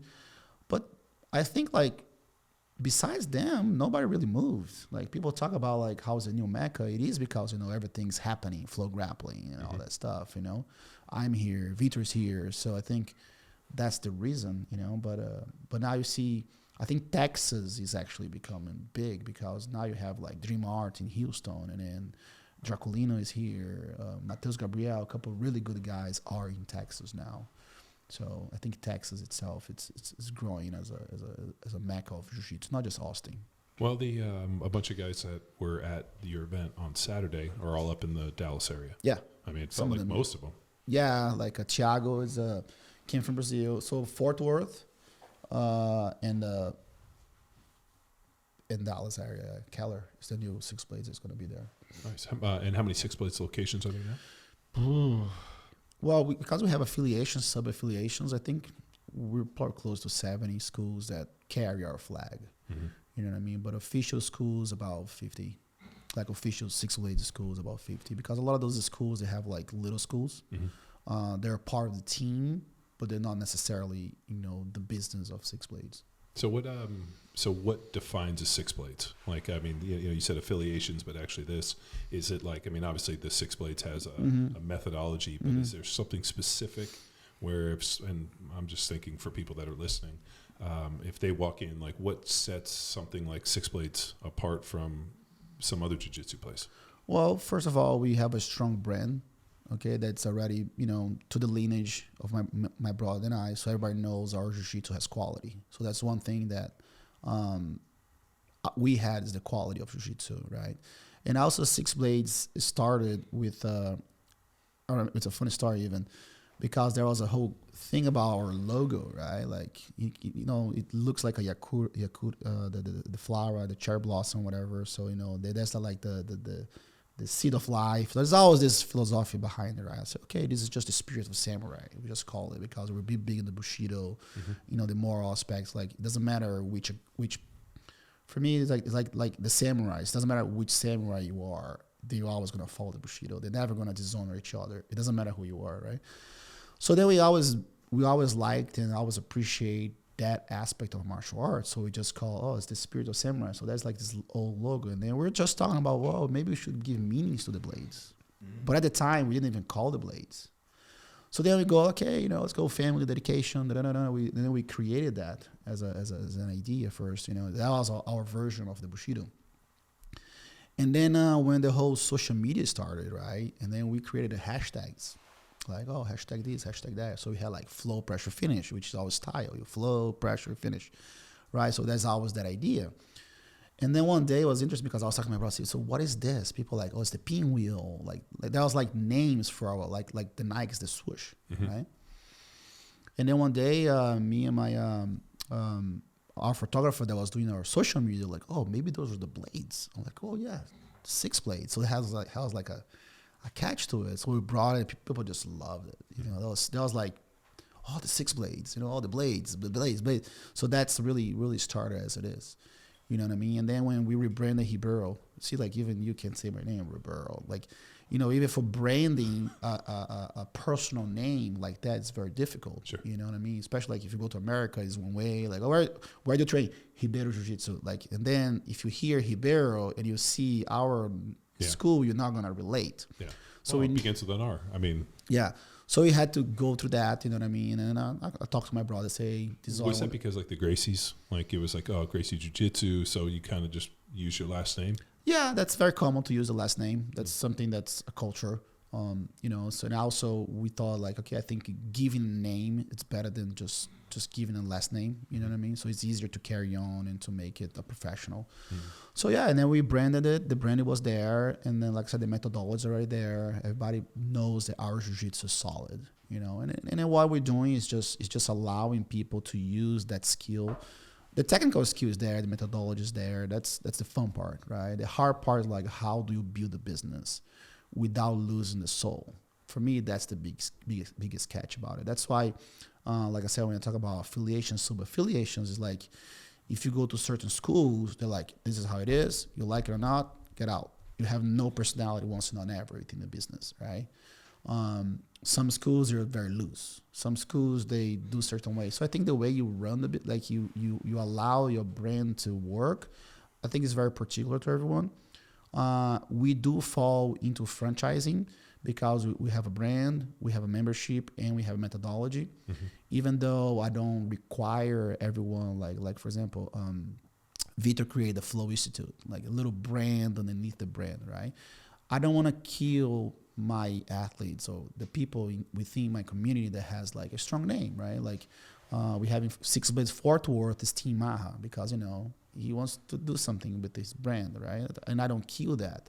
I associate with that, right? So there's ways to do that. And then there's small schools that are like, maybe it's a student of them that they have a place, but they're, they can afford, or maybe they're not big enough, or maybe I'll say, no, you can just be in a sub-affiliation. You're just part of our team, And sometimes what we got, for example, I started sub-affiliation because there are people that came as a group. Like, oh, I have this school, but I have like 5 schools under me. I'm like, okay, so you're the leader of that group. You pay a full membership, and then those guys, they refer to you. So they have branding rights, but they don't have all the business rights, like carry the products and things like that. You know what I mean? So they just pay a membership to carry the brand as it is. You know what I mean? But of course, they have to be part of it. They have to come and learn. Right now is still a transitional moment for me because I need to like stop going outside, and because right now what I'm doing, because since we did the rebranding, I'm going to all the schools to like, just go to them and make them feel good and then all that. But then I have to eventually come back and train them, So now they have to come to me to like, because like I said, the way to teach is always changing a little bit. Sometimes I'm really big in names. Oh, even people like, oh, which one's this one, right? So that's the little like transitioning right there. But for me, what I want everyone when they walk into a Six Blades is the feeling. It's the feeling that they're joining, not a gym, right? That's why it's not a gym, right? It's a school. Like you're there to learn, you're there to empty the cup, you're there to not bring that big personality into it, right? It's about learn the skill, it's about being a member of the community. Just like I said, the feeling. Like for example, when you went to a Starbucks, it's the smell, it's the colors, it's that welcoming energy that you receive, and that's the main thing that I want to all Six Blades. I want to go to all Six Blades and they feel the same thing, that they're welcome, they have a feeling that like, okay, I'm belonging to something versus I'm just here to break a sweat. What are the 6 pillars of each blade? You mentioned family, dedication. Dedication was in the beginning, but we changed it. John, do you know? Yeah, it's Viagra. It's tequila. Casamigos? Yeah. It's Red Bull. 51. Yeah. The Prisoner. Yeah. All right. Family, respect, honor, loyalty, attitude, and discipline. Did you get it? That's why I write in cursive. Family, respect, honor, loyalty, discipline, and I missed Attitude. Attitude. Yeah. That's a good one. They're just pillars, just things like, hey, you're a family, we say family first, right? The idea of the family that we gotta respect one another, honor your word, have a loyalty to our principles, have the great attitude to be positive, and have the discipline to do all this again. Discipline says it all, you know what I mean? Everybody tells me like, oh, say, man, for me, discipline is the number one thing in the world because you have to have discipline for everything. Yeah. You know what I mean? To be respectful, you have to have the discipline to be respectful. You know what I mean? It's meaning that it's that idea that like whatever it takes, I gotta do what's right. And I think a lot of people are lacking on that. But that's why family first and discipline is the base of it. Yeah, no, I remember the first time I walked in, there was like little kids and moms and people, and it's always a good family environment. And I appreciate that. Like mom and dad's train, the kids train. You know, Jamie and I go, and you know, Cassie I take over to train with Victor and Arash, and so it's good that, or what I like is that the teaching style in the jiu-jitsu between two different locations is the same. You know, I mean, obviously it's a bit of a hike to get to his place for us, but I mean, Victor and them's a little bit closer. But for me, it's good environment. Like, and we know this because not only have we been to a bunch of gyms, we've taught at hundreds of gyms, we've owned gyms. There's certain things that when I walk into, I look for in a gym. One, is it clean? How does it smell? What are the bathrooms like? More importantly, if people are willing to bring their kids there and hang out, then it's usually a good environment and it's not toxic. So, I mean, there's just a few things that I've always looked at. And we know walking into the gym, is it light? Is it, you know, I mean, like, what's the appearance? Like, how do you feel when you go in there? Yeah, and also I get people that are like, oh, this is too clean for me. I'm like, okay. You will fucking never hear me say that. And I know because when I used to go roll with Eric Apple and Joker and those cats, I fucking got ringworm every time I went in there. The fucking mats were dirty. All of a sudden you're like, oh shit. And like I told him, after the second time I got ringworm, I'm like, dude, I can't come back to this place. And it's just fucking disgusting. You know? Well, you know, like I said, and the thing what is beautiful about the community is that like all my students, they're my salespeople. I don't need a salesperson. My students are. They'll be like, hey man, how you feeling? Man, you gotta come back. Man, you liked it. Like they're embrace that. I don't tell them to do that. You know what I mean? But I tell people is this: do you think jiu-jitsu change your life? Well, change someone's life with it too. You know what I mean? And I think that's the best way to really bring organically people that it's going to stick with you for a long time. Because there will be days that you're like, man, I hate this. You know, like John says, you know what I mean? And he's a guy that like, he can probably overpower everyone and he still hates it, but it's more of a mental hate than a physical hate. Well, it's well, hate in a way that like it's challenging. It's a challenge. No, it's it just goes against like everything I fucking know in my life. Yeah. And to be as you know, but like I also know that for me, there's no growth without humbling myself and learning things. And if I only do the things I'm good at, I don't extend myself. Yeah. And then the biggest issue is I basically made a deal with Jamie. I was like, we're going to do it. You know, like I came in, paid up front for a year, and said, hey, we're in this for a year. At minimum, and I'm going to come because I need you to come because I mean, you have a daughter too. I mean, they're almost the same age, but I always think that like the first time I actually like this is so stupid, but I think I was 10 years old the first time I got in a fight with somebody I didn't know, like a legitimate like kind of street fight. But we had been in martial arts since I was 6, so I had fought countless times in the dojo. And so I remember when this older kid like pushed me, I kind of like just like tightened the straps on my backpack and fucking just laced him. And he started crying. Oh, wow. And I was like really kind of taken back because I mean, we had fought so much, like I didn't realize the emotional deal. And I just remember thinking like, thank God I'd been in so many fights in the dojo and we had done so much sparring that, you know, 10 years old when I wanted to go fight, like this was probably the first fight this kid had ever been in. And so I thought for my daughters and even for my son, like I don't want the first time it's something like fucking dicey happens to them to be on the street. I want them to like be used, especially for girls. Like I want them to be used to somebody like tugging and pushing and grabbing and bagging. And then all of a sudden they go out and some guy puts their hands on them. They're not going to be scared. They're not going to be nervous and they're going to know what to do. So I think as a parent, and that's why I appreciate the family first. And this really hit me when my dad passed away. The role of the father is to prepare the child for when the father's not there. Yeah, definitely. And so I constantly think about that. Like, how am I preparing my children? Like, I can safeguard them. I can wrap them in bubble wrap. I can do all these things for when I'm here. But what about when they go out in the world and I'm not there? All they have is the lessons that I've taught them and what I've armed them with. And for the kids, it's basically, I mean, fighting has been fundamental in my life. And the amount of people, especially in this fucking crazy time where shit happens, I don't want them to be nervous. Definitely. And I want them to be well. And, you know, and when I went up and met you and saw the deal, because I've told you, I've been to jiu-jitsu and I thought it was really lazy and I didn't necessarily like it. And then when I saw the ADCC thing after I met you, the athleticism and the movement was just like, holy shit, this is way different than I'm seeing. And that kind of sucked me in. Yeah, we learn easy, but we do hard. You know, the same thing about my daughter, you know, because, you know, she's always like maybe felt pressure. I said, look, I don't care if you're going to be a jiu-jitsu girl or not, but you need to make sure if someone ever put their hands on you, you know what to do. That's all I ask you for. I don't care if you're ever going to throw an armor lock in your life. But as long as you can take a human being out of the top of you and you can run for your life or fucking choke them or stab them, that's all I care. You know what I mean? And she loves it today. She calls me, hey, you know, jiu-jitsu. Sometimes I forget even, you know what I mean? Oh, shit. Gotta bring her to jiu-jitsu. You know, it's beautiful. And I really appreciate that, you know, you and Jamie are there. Well, so I didn't talk about it on the podcast, but Jamie got attacked by, you know, got attacked by our neighbor's dog.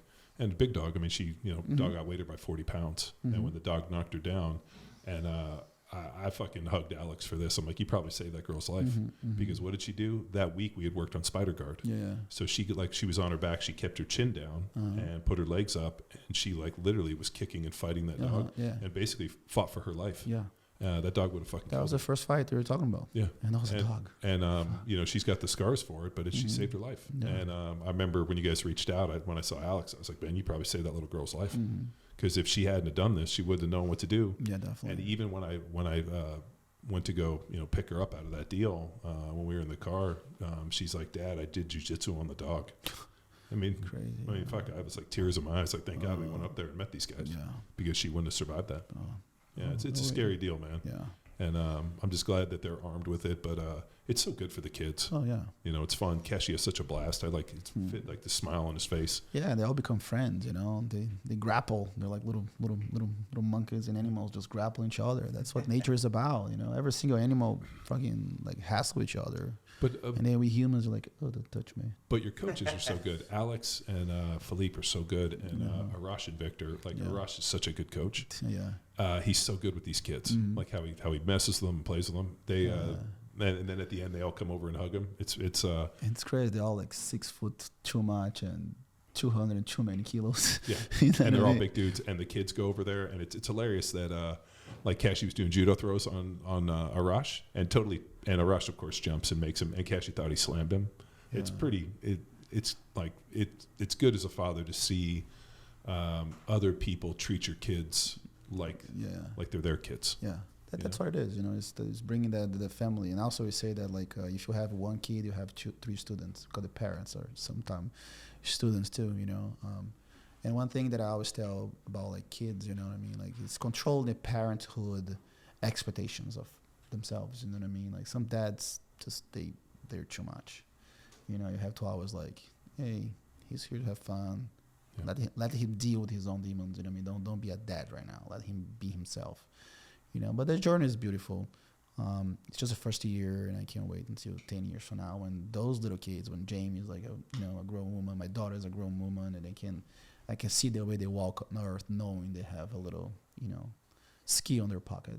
I really want. I do. I've been talking to her. I really want those girls to compete. And I would love. I told her, I'm like, dude, we found some girl on Instagram. It was like 13 or 14, and the girl like basically has sponsors and travels around and does jiu-jitsu. She went to a couple of our schools. So I think she just moved to Austin. Yeah. The girl's been, you know, for so long in the circuit and everything. Right now, what's happening? We try to find the good tournaments for us to support, because you know, go to a tournament that's like, you know, shitty and everything, it doesn't work. You know, of course, IBJJF is like, okay, that's the next level. You know, there's a lot of local tournaments. They're very well organized. People, you know, they treat us really good. I think those are the one that we're still figuring out which organizations are we going to support. You know what I mean? To make sure our kids get the best experience. Because one bad experience will make the kid like, oh, I hate this. And then you don't want to go back. Yeah.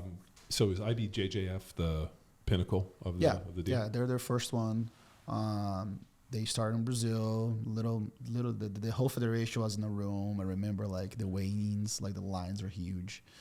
You know, the way it is right now, it's beautiful to see where the sport have went as far as a tournament. You know, the federation itself is not really a federation, to tell you the truth. It's just a company that runs tournaments. You know, there's no voting for stuff like that, you know. But yeah, I think the sport is where it is today, you know, because of the efforts they put on. You know, it's an organization that, again, you know, if you look at all wrestling, grappling, Greco-Roman, they all have flaws, right? They all have something that we should be different, you know. But yeah, that's the number one. That's the traditional one. That's where the best fighters are. You know, for Jiu-Jitsu gi, it's the next level. Like if you want to be a champion, something like if you were like an IBJJF world champion, you are what you are for sure. What are they going to do about people running out on drug tests? can I plead the fifth on that one?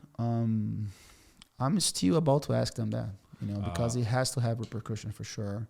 Dude, I was totally should have gone when we were in LA, but I was watching it at home, and all of a sudden, like, fucking dudes aren't on the podium. They're not showing up for the final fight. Yeah. What had happened was, USADA came in, dudes bolted out the back, and then made a bunch of excuses. Like, you can't have a legitimate, like, world championship and dudes fucking running out the back door for drug testing. Well, the thing is, like, some organizations say, I don't care. The weapons are there. Use the weapons as you wish. You know what I mean? There's organizations that are open and say, I don't care about, testing people. You know how to use it. Come here the best as you possibly can. IBJJF took a while to bring that, to make it more professional. Even on that realm, there's some things that I don't agree. I say, if you're going to test both, right? Because you never know if the second place, now the second place is going to grant it a title.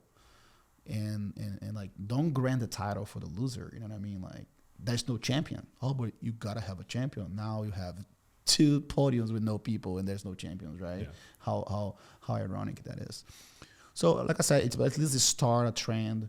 But like I said, they don't test everybody, because if you look at the black belt, they should test like almost like 30 people, because there's 8 divisions. So there's 16 men plus the girls, another 15 girls. So that's like 31 tests. If you stand on the podium, I mean, that's what they do in the Olympics. Yeah. If you stand on the podium for a medal, I think they got, I'm thinking the Olympics, they test everybody. But, Like everybody's tested. But like I said, for me, they should test first and second if you want to grant someone a title. If you want to only test one, but if that one is caught, there is no champion. For me, it should be vacant. Now someone, even like what happened at Worlds last year. So what happened was the guy got disqualified, so the final of the Open didn't happen, right? So now you have the number one, the second guy got disqualified before, which is the guy that fought Victor, and now you have the first place and 2/3. The first place got caught. Now the champion is the third place guy. Now the third place guy is the champion. You know what I mean? Not his fault, but I don't think he should be a champion. I think it should be, it's vacant. We didn't have a champion that year. Well, I mean, that's like when Lance Armstrong got popped and all that deal. They were trying to go back and figure out who they could give it to, but they had to go back to like the 24th, 25th placer because everybody behind him was either dead or had tested positive at some point. Oh, wow. So they just didn't give it to anybody because they were like, we're not giving it to the 26th dude. Forget about it. No, you're the 26th, buddy. Yeah, no, it's but I was fucking heated on that because like, here's the deal, like if you don't show up or you fucking pull bullshit like that, then they should fucking call people out. You're going to be tested, right? So you're going through a phase in your life that, you're doing it and you can get caught. Don't do it. It's just simple like that. Or don't show up if you're dirty. Yeah, like I said, don't do it. Like, okay, I'm not going to do it because, I was at ADCC and I can do that there. Now, don't do it, right? Don't go there. You know what I mean? Give someone else a chance. And I think that's where it goes. I don't know what's going to happen. I think it should happen. That was very interesting because there was one team that did that. 3 out of the 4 fighters that did that, they were in one team. I don't know what's going to happen. Even the guys that compete against my guys. So that's even worse. But I told my guys, I said, look, if I ever tell guys to pull out of something, please kill me. Seppuku, death before dishonor. So that's where I stand. I know I can sleep knowing that everything I've done in my whole career, I was clean and my guys were clean. The only thing they are dirty from working hard. That's the only dirt that they carry. No, there's an interesting mindset with that. Like I always go back to Louis Simmons' deal. Like if we're going to go in a war, we're going to go to kill people. Louis and them never competed in drug tested federations. So I mean, part of their entire West Side deal was a drug culture. And Louis like, well, that's what they're there for. We're being the best in the world. Fuck it. If you want to show up to fucking fight the best or lift against the best, this is what it's going to entail. And I understand both sides of that, but then, we got tested 36 times a year in the NFL. So, I mean, it was kind of an interesting piece. So I see that and I'm like, I don't necessarily have a problem. The problem is when you have individuals like, if everybody does it, then nobody does it. But you have some people that are doing it and people show up and it's weird and all that. I think you just get into some problems. Well, yeah. Like I said, for example, the ADCC, they say, look, this is professional. Those skills are there. It's war. Bring your weapons. Yeah. Do you think it's good for you? Do it. It's not good for you? Do it. Some guys will eat steroids and they have no lungs. You know what I mean? Some guys don't do nothing and they have lungs forever. So it's about tools and weapons, right? But now you know. Like, you make a choice to be there with or without it, right? But now you're in an environment that you know you will get caught. And you still do it. I think that's the issue. And then I had a flight to catch. Come on, man. Yeah. It's You know bullshit. what I mean? You have 600 students in your school. You know what I mean? Pay for a flight on Monday morning. It's not an issue. But it is what it is. You know what I mean? I just can't. The only thing I can do is prepare my guys for the best I can do. Yeah. I think my guys should beat those guys with or without steroids. I think when my guys lost, it was a technical and training issue. Well, it was bullshit. Yeah. He fucking, I'm not going to name the dude, but he had that, basically got a 1 point advantage because he attempted a guillotine and then came back and just basically sat at his knees. And Also the didn't rules. advance. That's a part of IBJJF that sometimes, I think that for me, what you need to understand about a fight, it's not the rule, it's the intention, what's happening, right? So if I'm touching your head and moving around, I don't want to go forward. You're supposed to go forward. You're not supposed to go back. Yeah. You're supposed to connect and contact. This is not it. It has to be this. You have to go and commit, So I think what happens with Jiu-Jitsu rules in that, or BJJ rules, right? That's me being critical now. BJJ, is that it's too much subjectiveness within the rule that doesn't even allow the brain of maybe unprepared referees to just gauge intention. What is your intention? I can do all the lapel stuff, grab, and don't want to do anything with it. You know what I mean? Yeah. So that I think that's what it should be. And believe it, because I know 90% of the referees don't even agree with the whole ruling system. So now you have a whole team of professors, referees, that don't even agree with the whole thing. This could change. I wish this could change. I'm like, man, the same time I hate you guys sometimes, I appreciate you guys because it's a hard job. Yeah. You're literally refereeing for 4 days, regardless who you are, because you can be refereeing a blue belt match and then all the way to a world finals, you know what I mean? Your brain, it just doesn't compute, it's too much margin for errors, So like I said, even there's some rules of interpretation that's for me so much bullshit. For example, I hope you guys are following what I'm saying. So you passing my guard means you want to go to my side, right? So there's a rule that says if you pass my guard and I turn force and take you down, is no points, even though I took you down.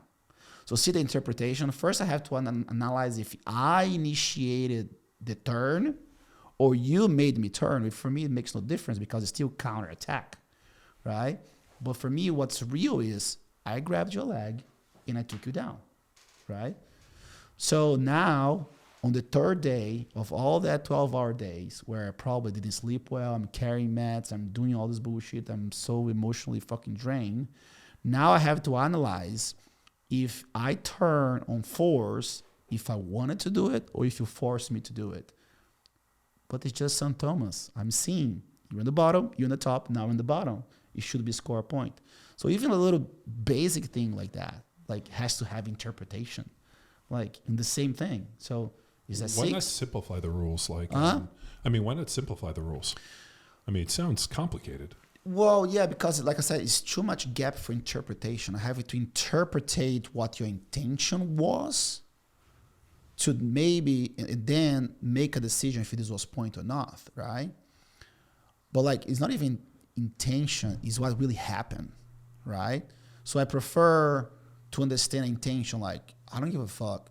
John wants to go on his knees, grab your leg, and took you down. For me, that's the easy intention to, okay, he's trying to fucking do that. But now I have to go back.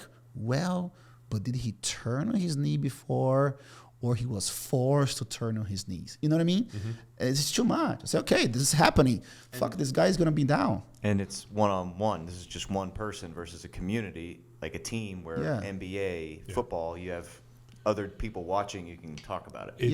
It's super frustrating to watch because like in Victor's match, like a dude attempts something, he gets not even a point, gets an advantage, and then the guy knows that all I have to do is basically give the intention of kind of moving forward and fighting, but not allowing or not putting myself in a position which, and I don't know what the mindset is, but it seems like for me, I was just kind of hoping Victor would have just stood up and fucking smashed his forehead through that guy and tried to like engage him. Yeah.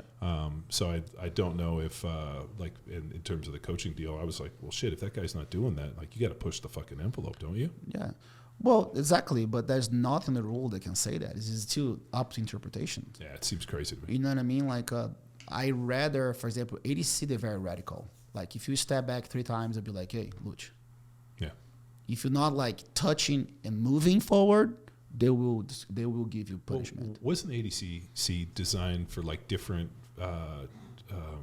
disciplines to compete at once? Like, you could be a wrestler, you could be a judo guy. Which is the definition of grappling, really, the no-gi. No-gi is pretty much started like that. You know, like, oh, you were a judoka, you were that. So the first guy that...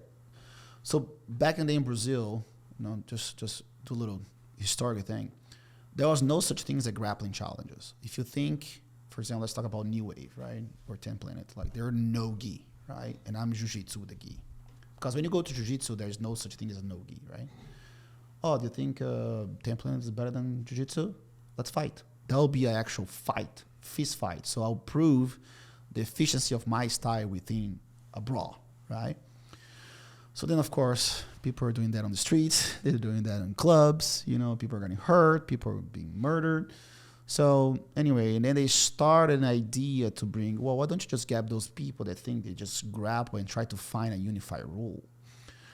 And I remember there was a fight with Renzo and this Luta Livre guy that ended up in a huge brawl in Brazil. There was like in all newspapers. They shut the lights off. That was so then my brother was in the middle too. People are hurt. People are punching each other. Police were beating up on people. So the sheik from UAE said, all right, I'm going to get those guys and let them grapple. So he brought like Sambo. I didn't even know what Sambo was until like ADCC. I didn't even do no-gi competition until ADCC. You never saw Fedor fight? No, Fedor came after like a while in Pride. Pride was so I think when did Fedor, ADC start?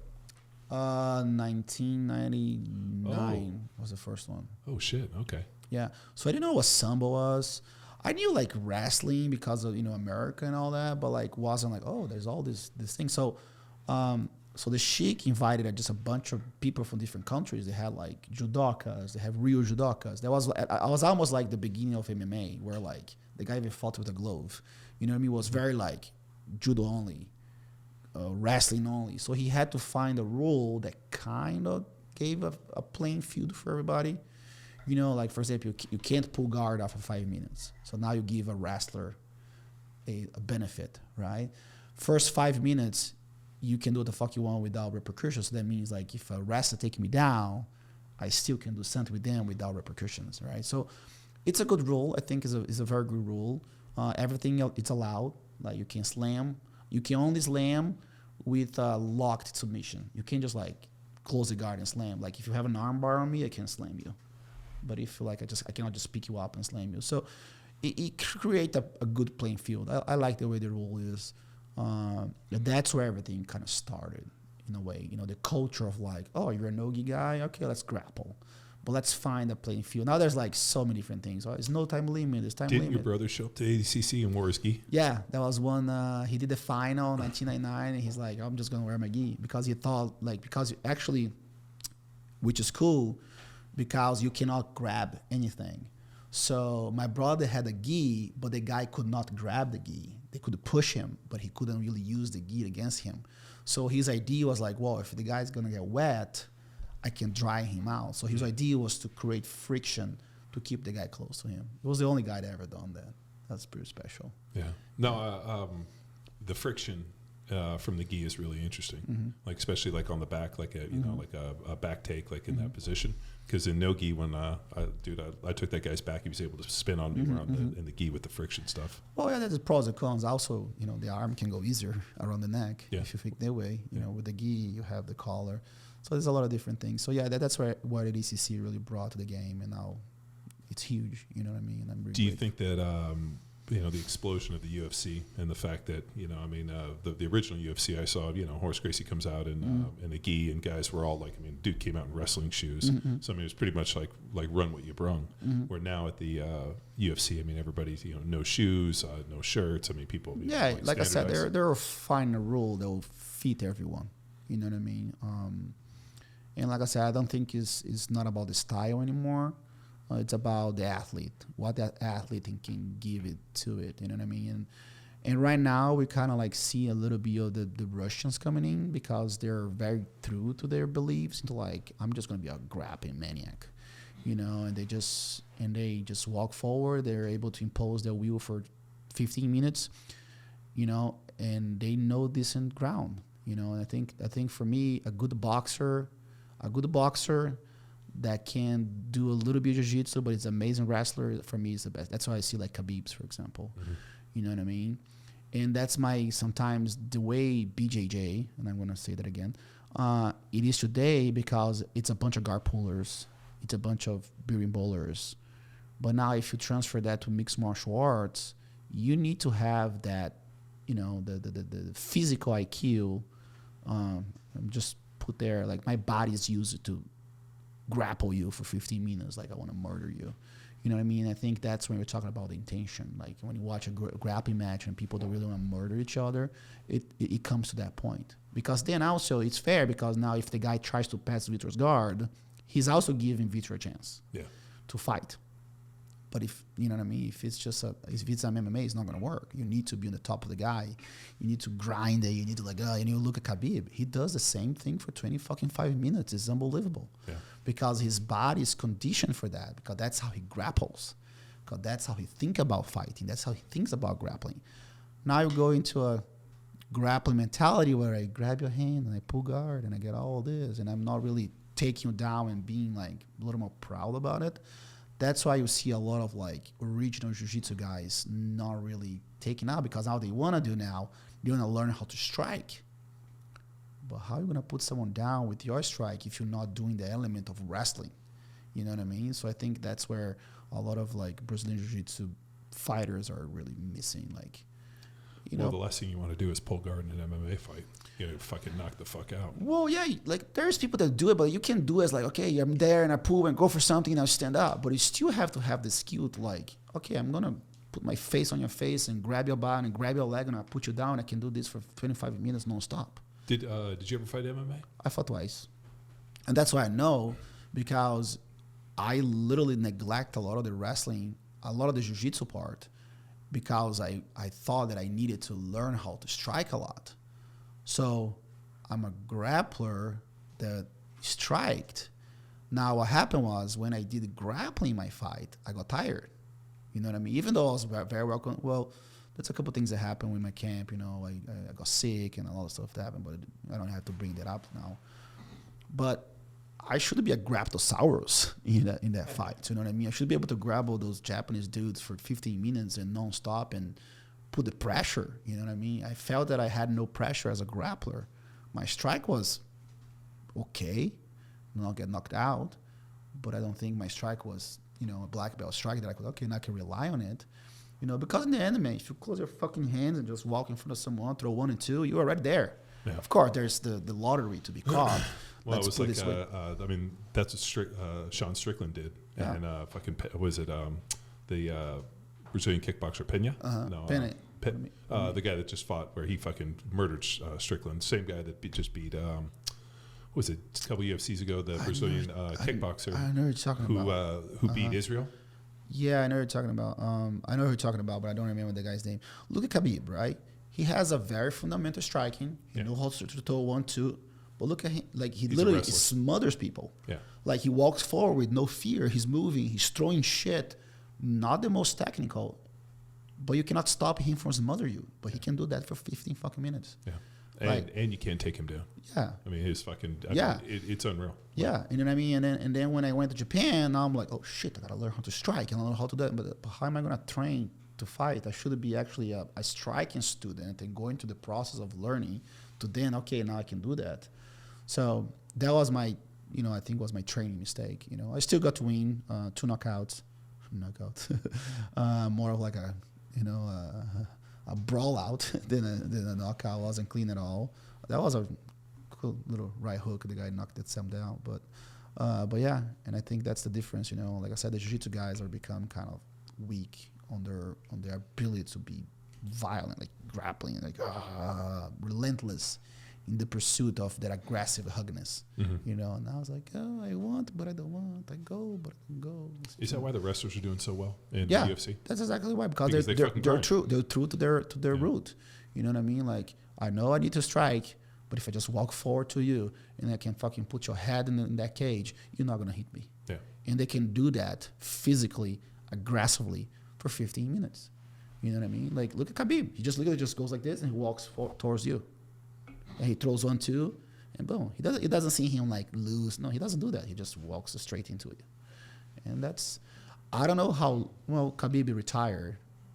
I don't really know, because he retired pretty young. Yeah, too. yeah. No, he had 29 fights, and then his dad passed away, and he promised his mom he wouldn't fight. Yeah, like I said, I just don't know how sustainable that is either. You know what I mean? Like how much those guys can do that style of fighting for that long. That's why sometimes the strikers have a little longer life. Like Anderson just, got out strike one day and then he just lost that arm. Well, fuck, after he broke his leg. Yeah. Which is absolutely crazy that a Muay Thai guy would shatter his shin like that. Like, even what's his face, Chuck Liddell, you know what I mean? Like once they got, but they still fought for like a long time, and like I said, for a grappler to go into that element and rely on grappling for that long, and I think that's hard too. But if you're a good striker, you're hard to take down, you can kind of like be more aerobic in a way. Like I usually say that, like, the grappling is more like squeeze and it's anaerobic, which is, I think in my belief, I don't know, maybe you can fix it. Like physiologically is way more straining than moving around and dancing and poof and be able to peek your shots. Yeah, I mean, there's definitely it's amazing how fast your conditioning fucking goes away when somebody's on top and you have to carry their weight. Yeah. I remember Big Pedro. So you guys, there's a dude that trains with us who's being 5'10", 330, and we were doing half guard, and he was on top of me, rib cage to rib cage, and he basically came up on his toes, put all of his weight on me. And I was fairly new, so I didn't understand about being like angle, side survival, like don't stay flat backed. He pinned me on my back and just put his ribs on me, and I felt my ribs, like kind of my rib cage adjust. Yeah. And he fucking sucked the wind out of me. And it was funny, I came home after, and I like just kind of laid on the couch in kind of a funny position for about like an hour trying to get my ribs to undo, and then finally they kind of relaxed. Yeah. And that was really impactful for me. One, I realized you never want to be flat on your back. And if that guy goes to get you rib cage to rib cage, you got to fucking move. Yeah. And it was really interesting, but I just remember how fast I got conditioning sucked out of me by just carrying that weight on your chest. Yeah. And then I also realized that if I want to fucking suck the wind out of somebody, I just fucking put my weight on top of them, get my rib cage on them, and just fucking lift up and just grind down, and it sucks the wind out of them. Yeah. So it's fun. Good. Yeah, but Big Pedro, fucking heavy dude. He's losing weight. That's cool. He's moving more. Yeah, that's good. Yeah. He made a promise. I'm gonna move, because I always tell guys, you gotta be able to move. That's my biggest thing. You were talking about even gymnastics natural. Like for me, you gotta be able to move. Move, keep you awake, keep you alive. And that's why I see a lot of guys, even my age. Their jiu-jitsu is about like, I don't want to move. Like, I said, why not move? You know what I mean? Let it happen. You know what I mean? Until you're in a position like, all right, now you're not moving. It's so fun, man. Jiu-jitsu, it's unbelievable, and I hope we can do it forever. The fight before Victor fought Cyborg, he was I forgot the kid he fought, but he literally moved nonstop for 10 minutes past guard. He made that kid look so bad, and for me, I was so excited because he moved for 10 minutes. He passed his guard. He was doing whatever he wanted, and he literally pushed the tempo, and I got to see the fact that the conditioning we did was positive. Definitely. And that was to me like the best receipt I could have hoped for, to see the conditioning and the training all in one in that moment. And then he goes in with that fucking schlub who just sat on his ass and didn't fucking do anything. That's what we're talking about, because that's his style. So now he's adding to it. But now can he do that now into a isometric like world? Can he like grab the guy's leg 10 times, like one time a minute, do that training and that's when like I said, and that's when like the training on the room has to match what are you capable to do on the gym floor. You know what I mean? Mm-hmm. For sure he has it, the physiology, because he did, air dying. Fuck, that thing it's insane. And things like that. But now if you're not grabbing someone's leg, now it's different. You know what I mean? You need to now to get that down. It's a process. His body's changing. We get time, we get opportunities, and then like even one of the fights we're getting ready, there's no point on the fight, so it's pretty much let it flow and squeeze when it needs to be. So he doesn't have that concern, he's gonna take me down or things like that, or he's gonna run away from the fight. He just need to worry about not being caught in big positions such as back position, side control, mount position. Being swept, it doesn't matter. If he's on the bottom, if he's back on the ground, he's fine. If he's on the top, he's fine. But if you go to IBJJF, where every single, sneeze counts, and that's a little more difficult, he needs to be ready for that. Yeah, cool. So what's next for Xande Ribeiro? Well, I'm going to Australia. Now, this year is still going to be kind of like a little traveling year. A lot of fun stuff to do. Well, mostly fun, I love teaching, I love traveling. So I'm going to Australia. February is Australia. March, we have a few seminars, a few weekends, but mainly we have the Pan Ams in Orlando. And then from there, I'm going to Brazil to support the schools in Brazil, see my family there. And then come back, and I have a camp in Costa Rica, which may be canceled in case Vitor gets his fight. And then after that, it's Camp for Worlds and get people ready for World Championships. And then another cruise, go on a cruise ship, teach Jiu-Jitsu. And then I have a camp in Montana. For me now, John, it's about just bringing the gospel of Jiu-Jitsu to every single person I can, expose them to what Six Blades is about. Like I said, I don't want to steal people from anybody. I just want them to there's all these other things I can be looking for. I'm very grateful to have built an image outside of my brand that people respect me. They want me in their school. Every time I go teach. I love teaching. I teach what I know. I don't really hold anything back. So that's what's next for me, is just build Six Blades in a way that anyone can benefit from it. And if you are a business owner, you're a school owner, you want to be part of our organization, that our organization can add value to everyone, so we can get more of you guys coming and train. Awesome. Well, if people want to get a hold of you, or if they're looking to come to Six Blades, sixblades.com, sixbladesaustin.com. Just go to my Instagram, Xande Ribeiro JJ. Six Blades Austin. You have like tons of channels now, right? Back in the day, we had the yellow pages. Yeah, that's how I started. The only way you could find us is the yellow pages. Now you have Instagram, Facebook. So I always think, man, if people are looking for me and they can't find me, they're not fucking looking, because we're easy to find. Oh yeah, nowadays it's just I wanted to talk to you. I say, bro, come on. If you Google my wrong name, you can find it. Like there's literally, that's why phones are so interesting today, because literally you open your phone, you have like 10 different channels of communication. I have Six Blades Jiu-Jitsu on Instagram. I have Six Blades Austin. I have my personal Instagram, and I have like the Facebook to each one of them, plus the websites. Like you'll find me. So yeah, just Six Blades Jiu-Jitsu. That's the easiest way to find us. We're here in Austin, Northwest Austin. Also, we have Lake Travis, and then if you want to find more Six Blades Jiu-Jitsu around the world, just let me know. Awesome. Well, thanks for tuning in. Another episode of Power Athlete Radio. Bye. Bye.